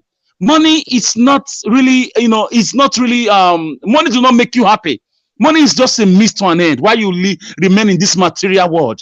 So these are the secrets of the likes of Kwame Nkrumah of Ghana, the likes of Patrick's Emery Lumumba, and so on and so forth, who had convictions, who knew what they came to this planet to do. Our leaders have not gotten that knowledge, that vision of why God sent them here. And guess what? Unfortunately, the citizens are the ones suffering from it. You see the massive brain drain, migration almost on a daily basis, hourly basis. It's just a shame. We have senators who just go there, eat pounded yam, come back, make jokes, just say nay, hi, finish. That's all they do. Dress well, eat pounded yam, drink whiskey, go back, say nay, hi, borrow money. That's all. Tinubu came to make money. Akpabio came to make money. These guys, even with the team of thieves they've all chosen, like Kayamu himself, look at all of them. Even my former friend Wike, all of them are criminals. They are all a bunch of thieves. And at some point, nature will ask them. Nobody knew it was coming from Niger. Few days ago, they were all crying, don't fight Niger. You will see God will make them fight themselves, and justice will be served one way or the other. So I'm not looking forward to any of them for anything. The country is a fraud. I want to round up with what Tony just said. It has to be divided if Obi will not get his mandate. I hope Judiciary is listening. The country is unbearable. The country is a fraud. It's a business gang. It's a business cartel. They just get a few money from drug making or from any means. They come into politics and triple or quadruple that money in 4 years. Politics now is not the easiest way to be a millionaire in dollars in Nigeria. This is what is going on, especially in my state and even at the federal level. Thank you, Nigeria Watcher. I will leave it here. I'm even happy they didn't attack me anymore this time. Maybe they slept off. Alex, now democracy is the way of making money. Democracy is the corrupt, the head of corruption. All right. I'm not taking anybody that is supporting me here financially, joining my panel, calling to the show, joining the comment section, and otherwise, if you are genuinely supporting us, fighting for a better Nigeria, I want to say thank you. I'm not taking anybody for granted. We are not perfect. I might offend you in the next 1 minute, but I want you to understand that I'm not that kind of person that keep people at heart. If I offend you, especially when my attention is drawn to it, I apologize so that we can move on. Thank you very much for every one of you that is always there. My panelists, all of you guys have been so wonderful. I appreciate every one of you. Many of you are here almost every day. You see, I remember there was a time, because of what Mr. Alex just said just now. Let me quickly say this. Mr. Alex just said, Mr. Tony, and Najawas, thank you very much for you convert Tony and all that. Yes, a lot of people said that time we should send Tony away and block him, right? But look today, because I'm a patient person. Including me. In fact, I wanted it to take him out. I was the one that said it. Me and some other people. Okay. I was so against him that So who can be the baby now? Who can be bath water? Now I asked before. Now, Mr. CM, drop that question, please. Let the Senate, create a committee for that question. Let me finish this quickly. The area I'm going is that, are you guys aware that some of the people that have pressured me in the past that I should block 1 or 2 persons from my platform and send them away, they are not even here anymore? Okay, let's assume I listened to you that time. I can't pursue person, I block them. You now will me rely on, you not call they come. No, see. Let me say, you don't throw the baby away and the bath water together. Exactly. So now they do what I mean by that now, bad water. So please, my people, don't move by what people say. Scrutinize people by yourself. See how you can manage them. If you can change them, try. If you cannot, take time with people. Be patient with human beings. I notice some people do normally make mouth here, block this one, do that one, in the name of, okay, you've been with me for so many years on my platform. because of that, whoever that started joining us today, you must be better than that person. No. If you have the mentality that you are better than anybody, you can't work with me. You know, we must manage each other's. But people are with me. I have a full platform every day, but you are not here. You know, you come whenever you like, maybe once in a month or once in 3 months, you know, but you shout and shout and shout and shout, block this one, do this. Life shouldn't be like that. You must learn to manage each other. If not, you don't have anybody around you. Thank you very much, my people. I appreciate every one of you for your continued support. Thank you, thank you, thank you. All right, let me call Phillips Kings. I guess you can speak to us now, sir. Yeah, thank you very much, Niger Watch. Good evening, everyone. Good evening to you, Our sir. Thanks for your beloved patience. panelists, everyone here, you are all spoken well. I really appreciate every one of your opinion. And you see, the cost of Nigeria is a cost of no retreat, no surrender. We are not going to give up because we don't have any home of our own. It's only Nigeria we have as our country, and nobody choose to come from Nigeria. God directed us to Nigeria, I believe, for a purpose, to make us that we can be able to make things around. And we are here today on this panel, on this network, on this media, not just for people to hear our voice, but also to add to the voice to add to the voice that is praying for a better Nigeria. So that is why we are here. So I really commend every one of us that have made a wonderful submission to this. So my first submission is towards this our Senate, our Senate. You see, those them in the Alo chamber.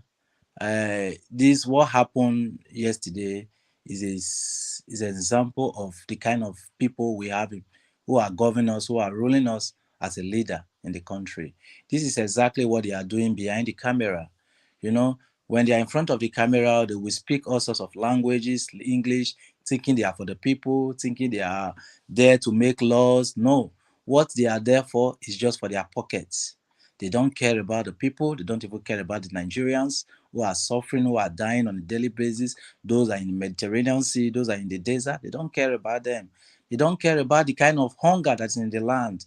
They are even happy about the kind of the price of petroleum. They are now even making more money from this. This is really sad. This is really sad. But we in diaspora today, we cannot see things like this and begin to keep quiet. That is why we say we also sacrifice our time. And you, Nigeria Watch, you are doing a very big, wonderful work for you to give us a voice to speak so that they can hear our voice. And you see, Akpabio, these are criminals. Oh, everybody you see there in this Alo chamber, they are criminals. They are just there to share the money. Just like the way they used to say PDP share the money. That is exactly what they are still doing now, in a different ways, in a different method.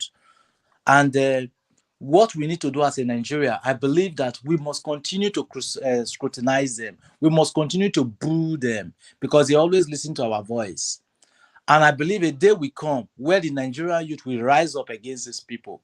Because what these people need, my heart is always bleeding. Because the only thing I see for these people, the only vision I see for these people is mass burial for them. Because the pain they have caused innocent Nigeria. Look at children that are dying in Nigeria every day as a result of lack of hospitals, as a result of no electricity, just ordinary blood. They can't even get blood. You see? So this thing is sad. It's very, very sad. And people will still sit down there and be supporting them. They will still be in Europe, in diaspora, when you see the way the institution things are working, and you are still supporting these people. It's really sad. It's really, really sad. So I don't really expect that. Okay, look, how can you now go and employ a 400 level student? A 400 level student, you want to appoint him for what? That is, look, these are jokes. These are men that they are joking with Nigeria, where we have youth, we have graduates, we have doctors with first class, we have PhD holders, young children, young, 30 years, 20-something years, where they are there. But we went to bring someone. What did she have to contribute? What did she have to contribute? Rather, to corrupt her, to connive with her, to deceive the gullible Nigerians.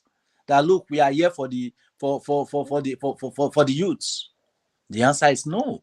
We are not going to take that. We are not. If they think they will discourage us, They will think they will use all sorts of forms, all sorts of medium, all sorts of ways in order for us to weaken our spirit, our zeal, our urge for good governance. It's not going to work. Never. We are not going to back down. And for Obaseki is not there for the people. Obaseki, when he was fighting Oshomole, because we supported Obaseki because of Oshomole's interests. Now Obaseki have shown to the world that it's not even there for the Edo people. They are there, like what Alex said, they are all businessmen fighting for how to promote their business empire, to enlarge their coasts. That is what they are there for. Now Shaibu is coming and crying that they want to impeach him. Yes, they should impeach you. You guys should impeach yourself. It's not our business. We don't care to know. We don't want to be part of you people's system, because what people have caused. Look at the whole of Edo State. There is no job. You can't find job in Edo State. There are no companies. People are suffering.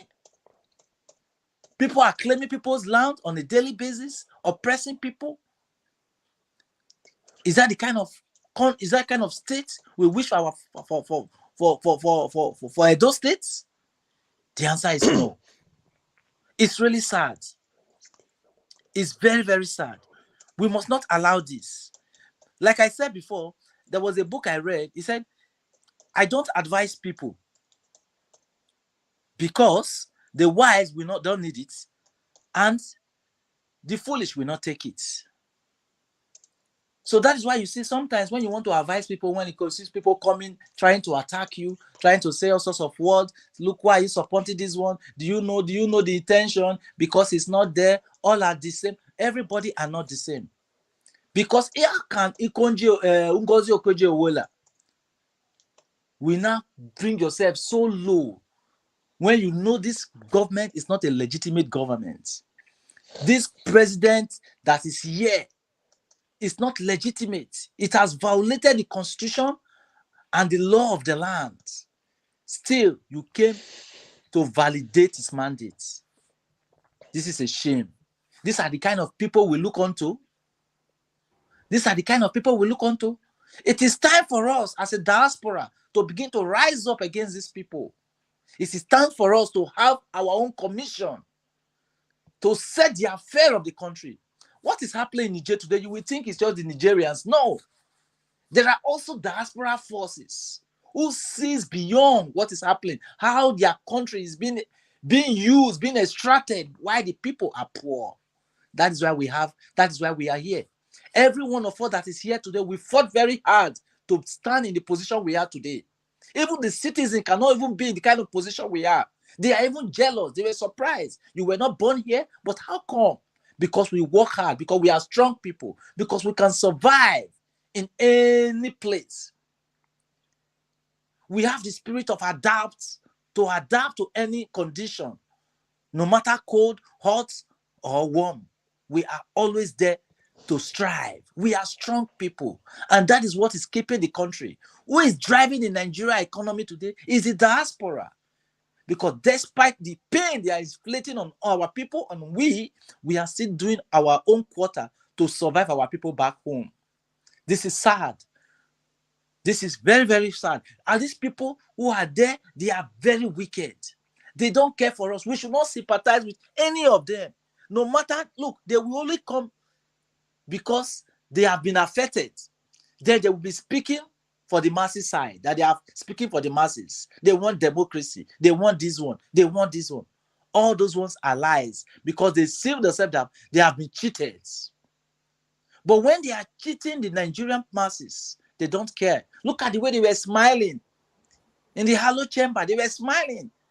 Now, how can the people who we called our leader, who we are looking onto, our legislators, people who make law in the land, not lying in front of camera before the Nigeria, before the world? How do we expect the Western world to look at us, to see us? They are lying. They change it. That they have sent emails, prayers to various emails. Imagine. Is this not a shame? But God is allowing all these things to happen because He has a purpose for Nigeria. It has a purpose. All these things that are happening today is happening for a reasons. Thank you very much. They want us to give up, but we will never give up. We will never give up. Thank you very much, Nigeria Watch. Thank you, my brother right there, Philip Kings. I can see your vibration. Thank you. Thank you for saying it how it is. Yes, I want everybody to be speaking like this. If you leave it for one person, it's not nice. I can see how I believe now Black Panther and FH shake this table today. So yes, let all of us be doing this every day. It's very, very important because we cannot be shying away from it anymore. We cannot be smiling at the same time we are suffering, or rather suffering and smiling. Thank you very much, my people, everybody right there. We need to have our second segment second roundup now. Sorry, Mr. final submission. Mr. Jawash. Yes, sir. If you give me, you with me your if you time, give me a second, please. I'm very. Yeah, can you hear me? Yeah, I can hear you. Okay, go ahead. I'm very happy that people are talking right now like this, because when I came on board about 3 years ago or so, or less, yeah, when I came on board and I was talking like this, I was like an alien. People say, "Who is this? Who is this talking like this? Can't you talk slowly?" I'm very happy that everybody is not like me. When I hear Black Panther talk, I'm very happy. When I hear people vibrate like that, even when CM is talking, sometimes you see him also vibrating. Sometimes I'm very happy. CM used to be very cool too. Today now is not let CM vest. You see a vest. You get CM they vibrate now. It'll be like say you want to enter inside camera. You see the vest. Guy, you go to point your hand. You go to point inside camera. Oh, God. All right. Thank you very much. If I hear Black Panther they talk, I'm very, very happy. I'm very happy. Kudos to him. That's how it's supposed to be. Let these people know your plight, what we are facing. We don't need to insult them, but pour out your plight, your frustration, your dissatisfaction. Let them know. Let them know. You can't be pretending anymore. Anyway, let's have our final submission. Everybody, please, I'm going to monitor you. Exactly your time, I stop you. It's only for 4 minutes. I'm giving it to everybody. Only for 4 minutes. I'm already tired. We must round up in 4 minutes. So I'm starting with Madam Rita. Madam Rita, thank you very much for your patience. Please give me your final submission, 4 minutes. Yeah, thank you very much. Mr. Black Panther, I would say when you were speaking about Edo State, in fact, it's as if my belly was cooking 200 soup and I was just smiling. That is the passion that we need to have. I mean, in fact, everybody, because when we're speaking like that, it's not that we hate anyone, or it's not that, we just want to just hang someone. No, it's because you are desperately craving for a better Nigeria, a better Edo State, desperately. I'm choosing my words carefully. When you are desperate, your whole body is shaking. Your tone will change. We're desperately looking for good leadership. And in all of these things that's going on in Nigeria, I would say somehow I kind of blame us in diaspora, on one side. And on the other side, they can't really blame us. The part that I would blame us is the fact that many of us who should have been steering Nigeria to the right direction, we stayed in the diaspora. We stayed. So what is left? The mad people, with due respect to those with mental illness, they've taken over the asylum. This is what we are facing today in Nigeria, unfortunately. But wherever you want to stay, it's your personal choice, freedom of movement, and wherever you choose to make your home. But in this dispensation now, to what we're facing, I think a lot of us in diaspora, we have a major role to play, even if it means sacrificing what we have worked for in Nigeria to what we have worked for in the diaspora to save Nigeria. I think at this point we have to do it. Japanese did it. Singaporeans did, Chinese, they did it. So we're not any different. And, please, everybody keep monitoring what is going on in Niger, because don't feel as if we're just neighbors. No, we cannot ignore all these things going on, as well as, of course, following up the tribunal and the judges. By the way, the judges, please do the right thing. I'm just using the word please, but it's supposed to be. I mean, they're supposed to do the right thing anyway. But I'm just trying to be polite now by just using, please do the right thing. Save Nigeria from the disgrace and the mess that we are going through now. At this point in time, we don't need any incompetent person. Nigeria is in a mess right now. We cannot afford to have a baron. We cannot afford to have his stooges coming out and making a mockery of a great nation like Nigeria. It's just too much. Too much. It's just too much. So, and also, if anybody who is an influencer and you have a social media outlet, please come out every day and start speaking like Dr. Haruna, like Mr. Sir Elvis. Try and collaborate if you can. We need more people out there. And please share this program because it's very educative and very enlightening and inspiring too. If you know you can speak out, no matter if you're a woman or a man, don't feel as if your voice is not important. There's no voice that's not important. Everyone can come out and speak. You don't have to shout let me use the word overly passionate like me or Alex, or but just come out and just speak because your idea is needed. Your idea is needed. Please come out and speak, join this program and share the program. Share it. It's very important. Share it.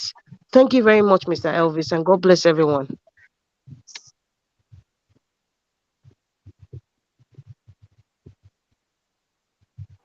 All right, I guess Madam, okay. Madam Rita, thank you very much. God bless you too. I appreciate you. Thank you. All right, let me call on Black Panther. Thank you very much for your patience. Your 4 minutes starts now, Black Panther. Thank you, sir. Thank you, Mr. Niger. Okay, Black Panther, you are not there. You are not there. And you won't start your own baby from my side, Abby. Yeah, go ahead. Thank you, Mr. Niger Watch, and I will continue to say God will continue to bless you. And I thank you, Madam Rita, for giving us the word, a very good word. I think we have to blame ourselves too, because we have contributed, but then we are trying to restore it back now by going the right way, because a lot of diaspora were sleeping. And I want to say this thing, like I said before, the foundation in which Nigeria democracy is laid now is corruption, is the name. There's nothing these people will do. We will force them out. And any way they come, we will force them out. And to our Chief Justice of the Federation, Ariwola, I plead with you that you should look into this thing and you should let justice reign, because the judiciary is the last hope. It's the last hope that Nigerians are glued to.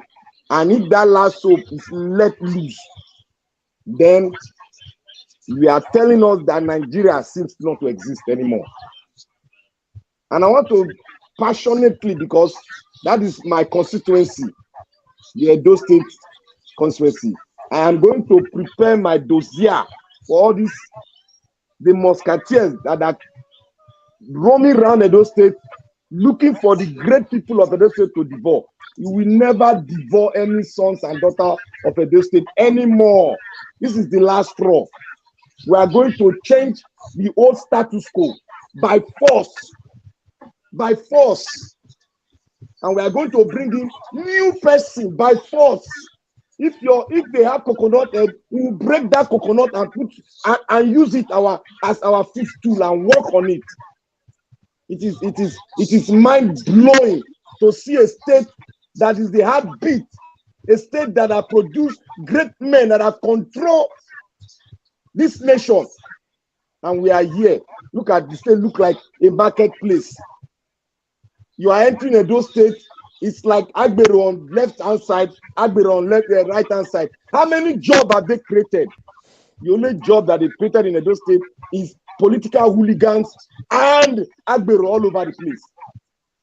Nothing they have created. we are all ashamed of ourselves. Even if we are in diaspora, I'm ashamed because of the sons and daughters of Edo State. They have turned themselves to a vampire and they want to destroy the great land of Edo State. May God bless our Oba. May God bless him. He is waiting for all of you. Be gallivanting around. He is waiting for every one of you. What you sow, it's what you are going to reap. This time around, like I said, we are going. I am tying my wrapper, old mama wrapper. I go wash am.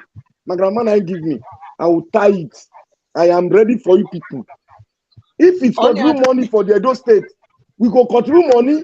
And anybody that calls himself APC or PDP, deputy governor or governor to be, or if they share rice, yet to come into Labour Party, thinking that they will use that formula they used last time, where the Edo people were saying, oh, we are sorry, they just cheat them, more vote on me, so that we no go shame Edo. That one, foul. No sympathy. Our sympathy eye don't close. Now we dey look at the good man that has vision. You must tell us the date, the year, where you go do am, everything. You must not be road gonna campaign. I want to prepare East Soloko Road. I want to repair East West Road. Not be all those one. No.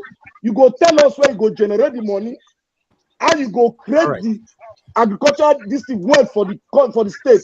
You will tell us everything. We are ready for all of you. Play your games. Go to law court. You do all your charade. You want to impeach me. Are you bigger than impeachment? Let me impeach you. To hell with all of you. Thank you, Mr. Najawash. Thank you, Black Panther. Thank you so much. God bless you.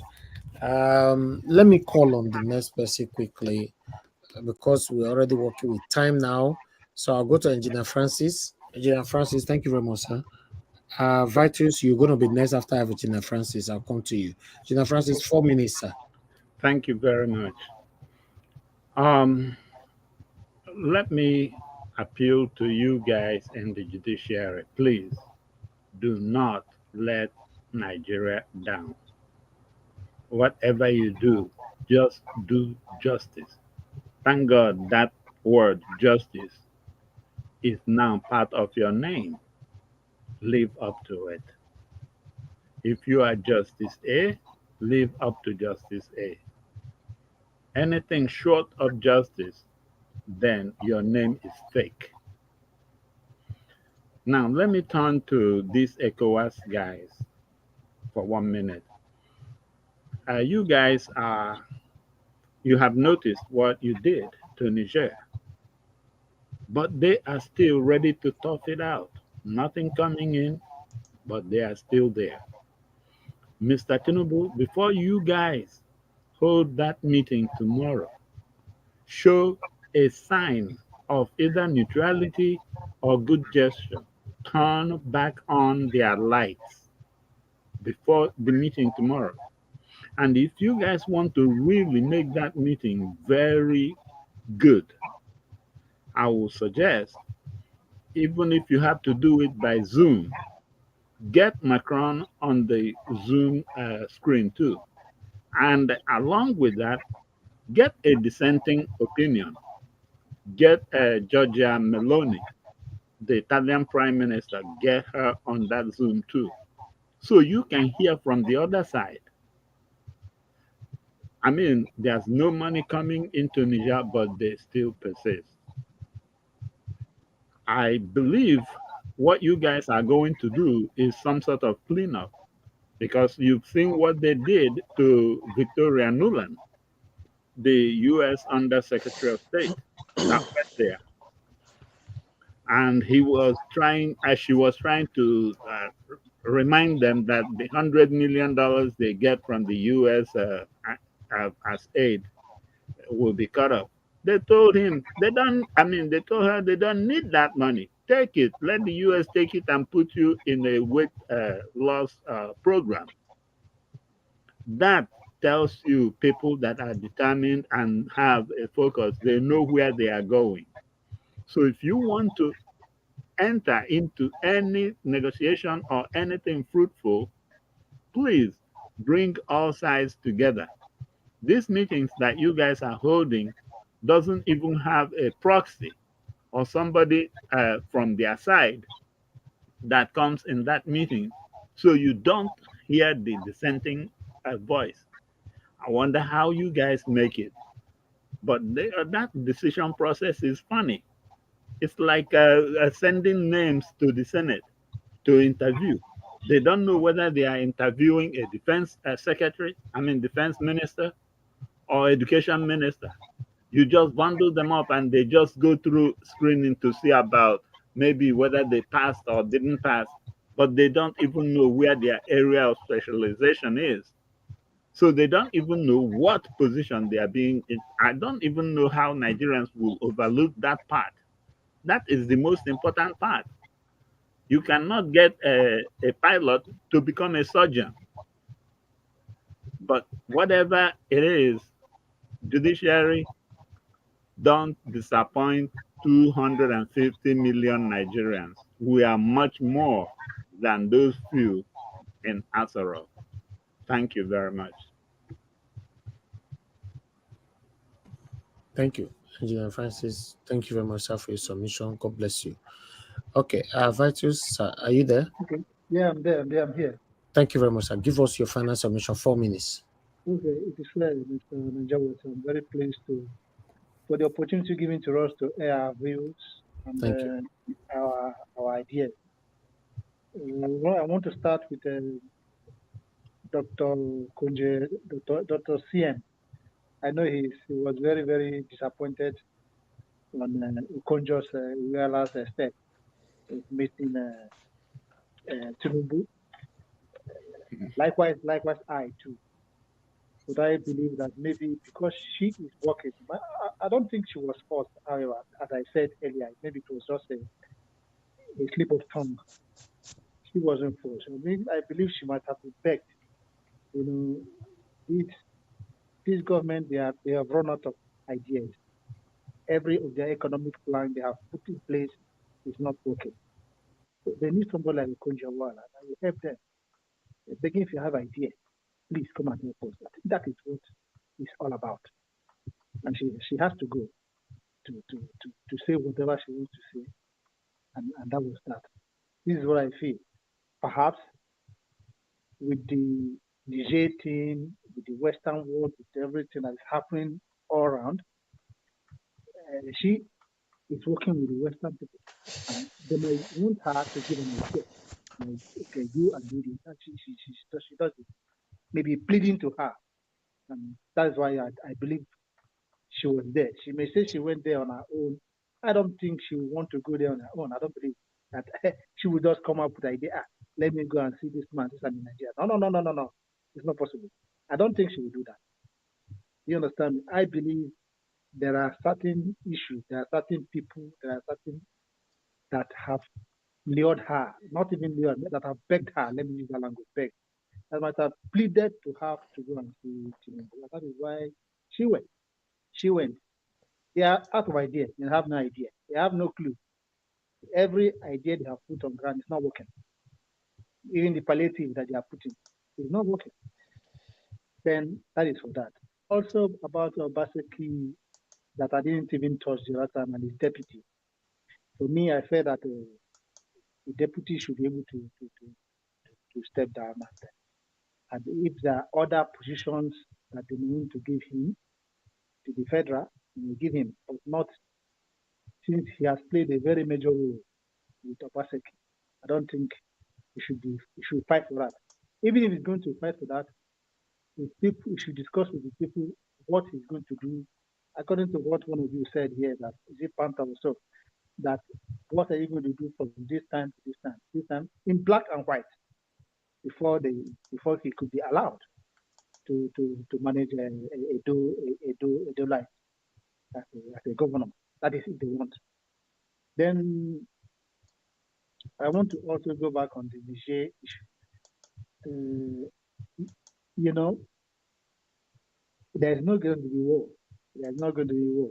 We have seen that there's not going to be war because of the closeness, because of the border, because of the people from the north. that has cousins, that has All brothers, right. that has sisters over there. They can't allow him to go to war. So the Thank only thing left for them is diplomacy. They have to discuss it round table, and that is the only thing they can do. I think that is my idea. Bless you, and have a good night, everybody. Thank you, sir. Thank you very Thank much. you. God bless you too. We are looking forward to having you back again on the panel. Thank you. Thank Thank you. you, sir. Yes, sir. I'm grateful. All right. Okay, my people, thank you very much. Let me quickly move on to others here, which is the next person is Philip Kings. We are back again to you. That's quick. You know, I beg, give us your final 4 minutes. Thank you, Nigeria Watch. Permit me to use our local language. You Yes, sir. understand? And the one where we sabi, we fit express our feeling. You see, I won't give one small story. You see the ego. The ego now the only bird when they live up to 70 years. What did the ego do?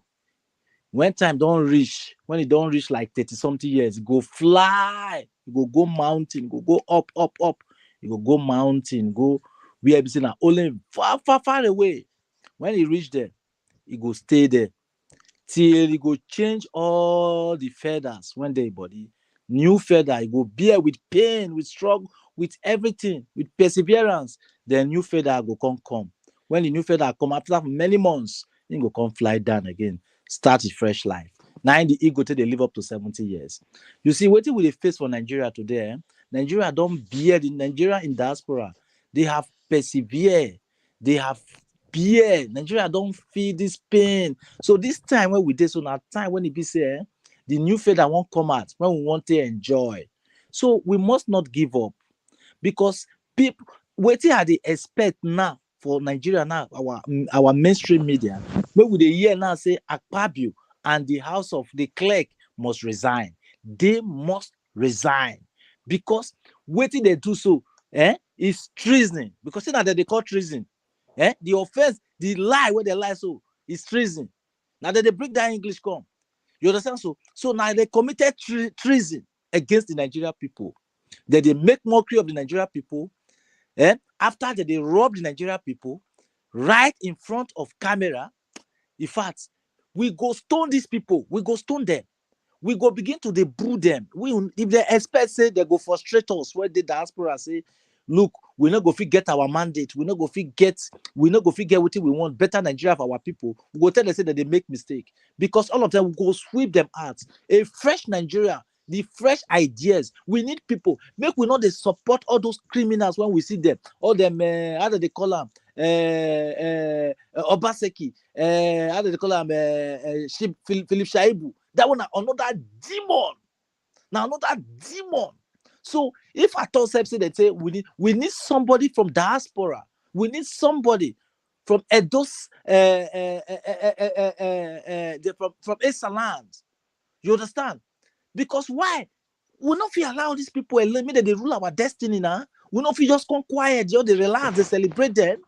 They allow some percentage of the people, like Madarita just said. He said because the academicians, they keep quiet, they allow the Agboros, the touts, to take over the affair of the country. He said, not concern me, not concern me, politics, or not they go into politics, so politics are dirty game. Who said it's a dirty game? Who says the politics is meant for the intellectuals? You understand? So it's meant for the intellectuals. That's why you see countries like Germany, countries like London, countries like America, they are progressing. Like China, because they take the scholars, they take the intellectuals, they train them, they build them. These are the people they need. Look at the kind of method they take to select senators for our place. Look at the way they select senators. They pick them. They just pick them. Look at Tinubu. Can Tinubu rule Nigerians? And somebody who have profiles, who have cases, then the court, they even go ahead to swell him in. Is that a country that is working? No, Nigeria, we are joking. We must fight back. Thank you very much, Nigeria Watch. Thank you, my brother. Thank you. Now God will bless you. Thank you for saying it. This is not we don't get you for platform, Maybe they try, maybe they make time, maybe they come because your voice will go far. Thank you. I will do so, sir. Thank you so much. Thank you. All right. Everybody don't give their submission except Oga CM. So Oga CM, thank you very much. It's your time. And me. No. And me. I've not got my 4 minutes. So You don't first do one just now. No, I've not. No, Okay. Naija was then out for the network issues then. Okay, then give me your 4 minutes now. Before CN go take the stage, Okay. Not go finish. Okay, yes, thank you. You have to fight for your right. All right, thank you. Naija was, let me just start my 4 minutes. Thank you. Okay. Leadership, for me, it does not hide. When leaders are always inspired by other leaders. When you see leaders that don't quote other leaders, that don't quote books, that don't quote scholars, that don't quote achievements, positive achievement of other leaders, they are not leaders. These are dealers. They just come to deal with the people, collect money, go to America or France or England. So we are lacking real leaders with inspiration. You can hardly hear a real leader talk for 1 hour without quoting the book or without referring to another leader. It may not necessarily be from his or her country. This is a mark of leadership. And you see them doing the job. Personal supervision of, public projects. You see them accounting for the projects publicly. They are not afraid to declare their assets before or even after leaving government. So for me, we don't have leaders. How many of your senators have quoted any book since you began then talk? Since 1999, apart from Chubo Kadibo. Even right now, how many of your governors have quoted books? How many of them have you seen? We come out to speak about humanity. To even refer us to transatlantic slave trade and people who fought for its abolition. To even refer us to how Singapore transformed a dry country, a dead country into the most powerful country in the whole world. How many of them have you heard talk about, refer to even what Nelson Mandela did among our crop of leaders? How many of them will even draw a clue from what Europeans did to build Europe? So these are the things you look at for in leadership. It is very, very sacrosanct. So unfortunately, what we have right now at the moment, it's a bunch of thieves, a bunch of liars, a bunch of money gluttons. Let me deviate a little bit to the Wagner group. I made a little research about them, and I found out it's a very dangerous militia, a private military that works for people who can go into agreement with them. They did a lot of atrocities in Central African Republic, the raping and so on and so forth. Yes, I want us, like somebody said before, we should keep an eye on what's going on in Niger, but we should also, at least the Western world now, the America and the Europe of this world, and the Canada and Australia, they now realize that they should have at least done their bits to help African people. Create laws like they created laws about visa and boundaries, about money laundering. They should have created laws not to accept illicit money into their country, to the detriment of African children. These are the backlash, the Wagner group and other militias. Even notorious illiterate Asari Tokubo said he also has a group. We are a militia group. Yes, yeah, of course. To me, that guy is a stark illiterate without apology. He does not talk, he just blab. These are backlashes of corruption from the West with our leaders. You can't keep suffering people, suffocating people. You see them go through the Mediterranean Sea because you are inviting their leaders to bring illicit money to build your own economy, to pay your own unemployment benefits. So then you give our people resident permit and passports, and you think that is the end. No. So we should look out for it. It's a dangerous group. And what's happening there with the Russia interest in Africa now? Shame to the European powers, because they've been so corrupt. When they ought to speak, they won't speak. They speak when their oil or their mineral resources is at stake, like it's happening in Niger just now. It's a shame. I'm sure Washington, they are bending their head now in deep regret and sober reflection. The same in Paris, the same in London, the same in, even in this continent here. People who ought to speak now that the young people have risen up in different military ranks to take over their government. So we should keep an eye on Niger problems. Thank you. Thank you, Mr. Alex. Thank you very much. Ogasi, Please give us your 4 minutes. Okay. Thank you, Niger Watch. Actually, I will say the last word, as usual, should go to you for giving us the alternative to look at the news of the day, bring a different perception to it, and most importantly, to keep our eye on the ball by encouraging our people. I will use this opportunity to also to again appeal to the Presidential Election Petition Tribunal. People say all eyes on the judiciary, and this for good reasons. It is not that we are trying to be nasty or be somehow unfriendly. No, we're only trying to. We are looking up to the judiciary to tell them, remember the oath of office you took to say the truth. We've followed you to examine all the evidence. We listened to what Atiku's camp presented, how they summarized, and even up till now, they are still looking for evidence from the United States. We listened to what Obi's camp presented. Of course, APC has no case. They don't know what to say. They only there just to make up the number. And INEC, most importantly, failed Nigerian people, despite the humongous amount of money expended for this sham of election. So what options then do we have? Which is to say, number one, P2B is the clear winner of the result. The earlier you people come round to recognizing that, which I know you already know, the better for the rest of us. The second one is, with all this time, all these delay tactics, yes, people might look at it that you have something to hide. To me, I want to be positive. Maybe probably you've weighed the public opinion and see that it's weighing on the side of Obi. So that is also good. Probably if you had given the verdict the first week, you must have rushed it, you may not know. But now that you've listened to all the sides of the case, and now you've also listened to the voice of the people, most importantly, that is enough to convince you that yes, majority cannot be wrong. They voted and they know why. Now the third thing is the person they declared, how far? They say the morning tells what it should be in the day. No? People say you use the aroma of the fat to measure the deliciousness of the stew. I won't say it beyond this. So the thing is, when you see the man there is messing up. Now I ask you, the members of the tribunal, are you happy? In the end, this is a choice you have to live with, your children, your children's children.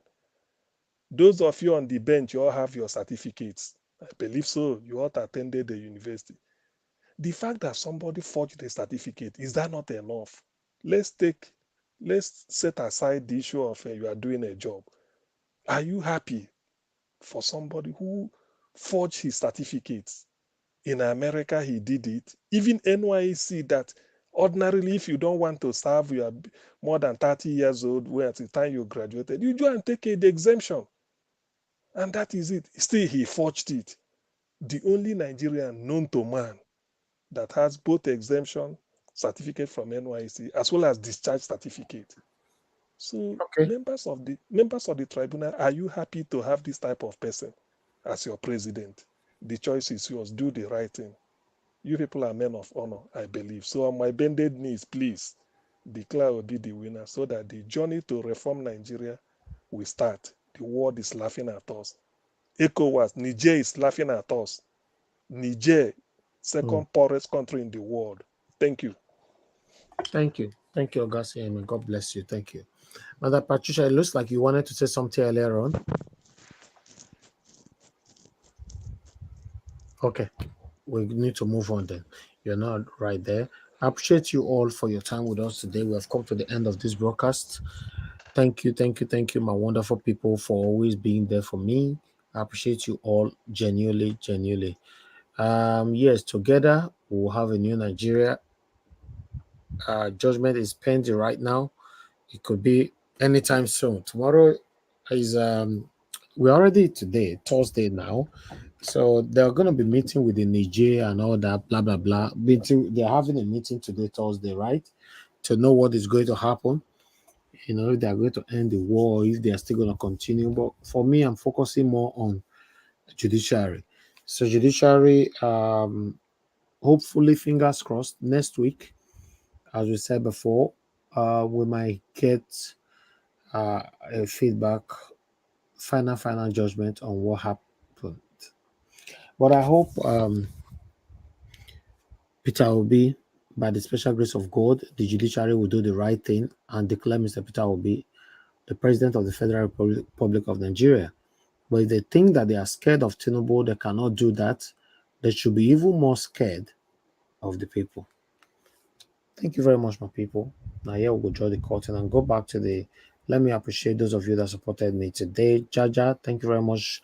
Josh Blue Share, Mr. Joseph Oji, Dr. Lazada Gomez, and Asa Bossa. God bless you all. I appreciate you all. And those of you that supported me on my Nigeria bank account, Lady Eugenia, thank you very much. I appreciate you. Mr. Charles, thank you very much. I appreciate you. I'm very, very grateful. And may God bless every one of you right there. Yes, mother of all, Mommy Diaspora, Mommy, we love you. We appreciate you always. Thank you for your prayers, your support, your everything you're doing for us. We are grateful. You are a great mother. Thank you very much, my people. Mother Patricia Tagojomi, thank you very much, Mother. I appreciate you always. Thank you. Martina Abasi TV, Madam Irene, I see you, every one of you. Thank you. Now God will bless you now. Meanwhile, Constant no, thank you very much. God bless you. Thanks for your prayers. May God bless you, sir. BTV Nigeria, I can see you. Gina Francis, thank you. Everybody that came to the panel today, thank you so much. Vitus, thank you very much, sir. It was nice to have you on the panel. Augustine, Black Panther, Madam Rita, Mr. Alex. Now God will bless all of you now. Thank you so much. Thank you. Philip Skins as well. Thank you. All right. Kingsley Ogeria here. Thank you very much. I appreciate you all, my people. Tony Africa, I can see you right there. Thank you. Tommy, thank you very much. And God will bless every one of you. Michael Oganemaro, thank you very much. Peggy Modi, thank you so much. I appreciate you all, my people. Thank you. Lady Eugenia, once again, thank you so much. GROKM, and many more. Thank you. Rahim, Ibrahim, Emeka, eBay, Magnus, I see you as well. Thank you, my good people. Please help us to press on the like button before you go and copy the link and take with you. Now, yeah, like I talked about before, now I go make we draw the curtain. Good night, my people, and I'll see you guys again later on by 6 p.m. by God's grace. Then we'll take it from where we stop. My people, bye for now. Thank you. Thank you, Augustine. May God bless you, sir. Everybody. Thank you, my brother Alex. Thank you very much. Black Panther, my brother. Thank you. And Patricia, thank you. Thank you. Everyone. Mr. CM, who is the baby water? Who is the bad water and the baby now? Ernest, I don't suspect you, Seth. I don't suspect you now. Mr. Alex, thank you. Thank you. Thank you, my brother. I don't suspect you now. Don't worry. Now there we go. Take start tomorrow. Tomorrow, exactly. Let's start from there tomorrow. I beg. Tell me who be bathwater, who be baby. I don't know. Thank you, my people. Good night for now. Bye. Good night. Bye-bye. Láti sọ̀rọ̀, I no dey do competition with anybody. If I offend you, forgive me. Show me love, kó jẹ́ bísàbísà. Ká máa bára wa lò nínú ìfẹ́ kan Akànbí. I no dey do competition with anybody. If I offend you, forgive me. Show me love, I go show you love, ká máa bára wa lò nínú ìfẹ́ kan. But I no dey do competition with anybody.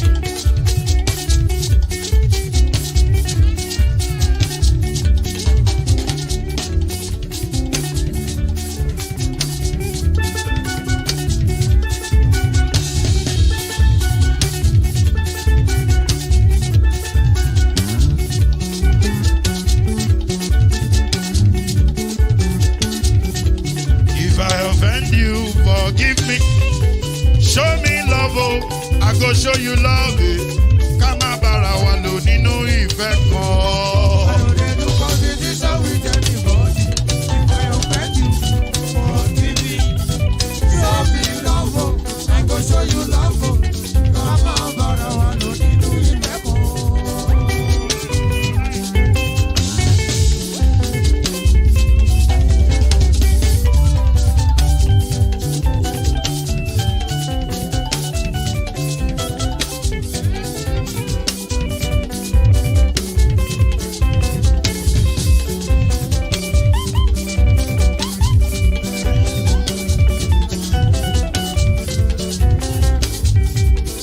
No, they do competition with anybody.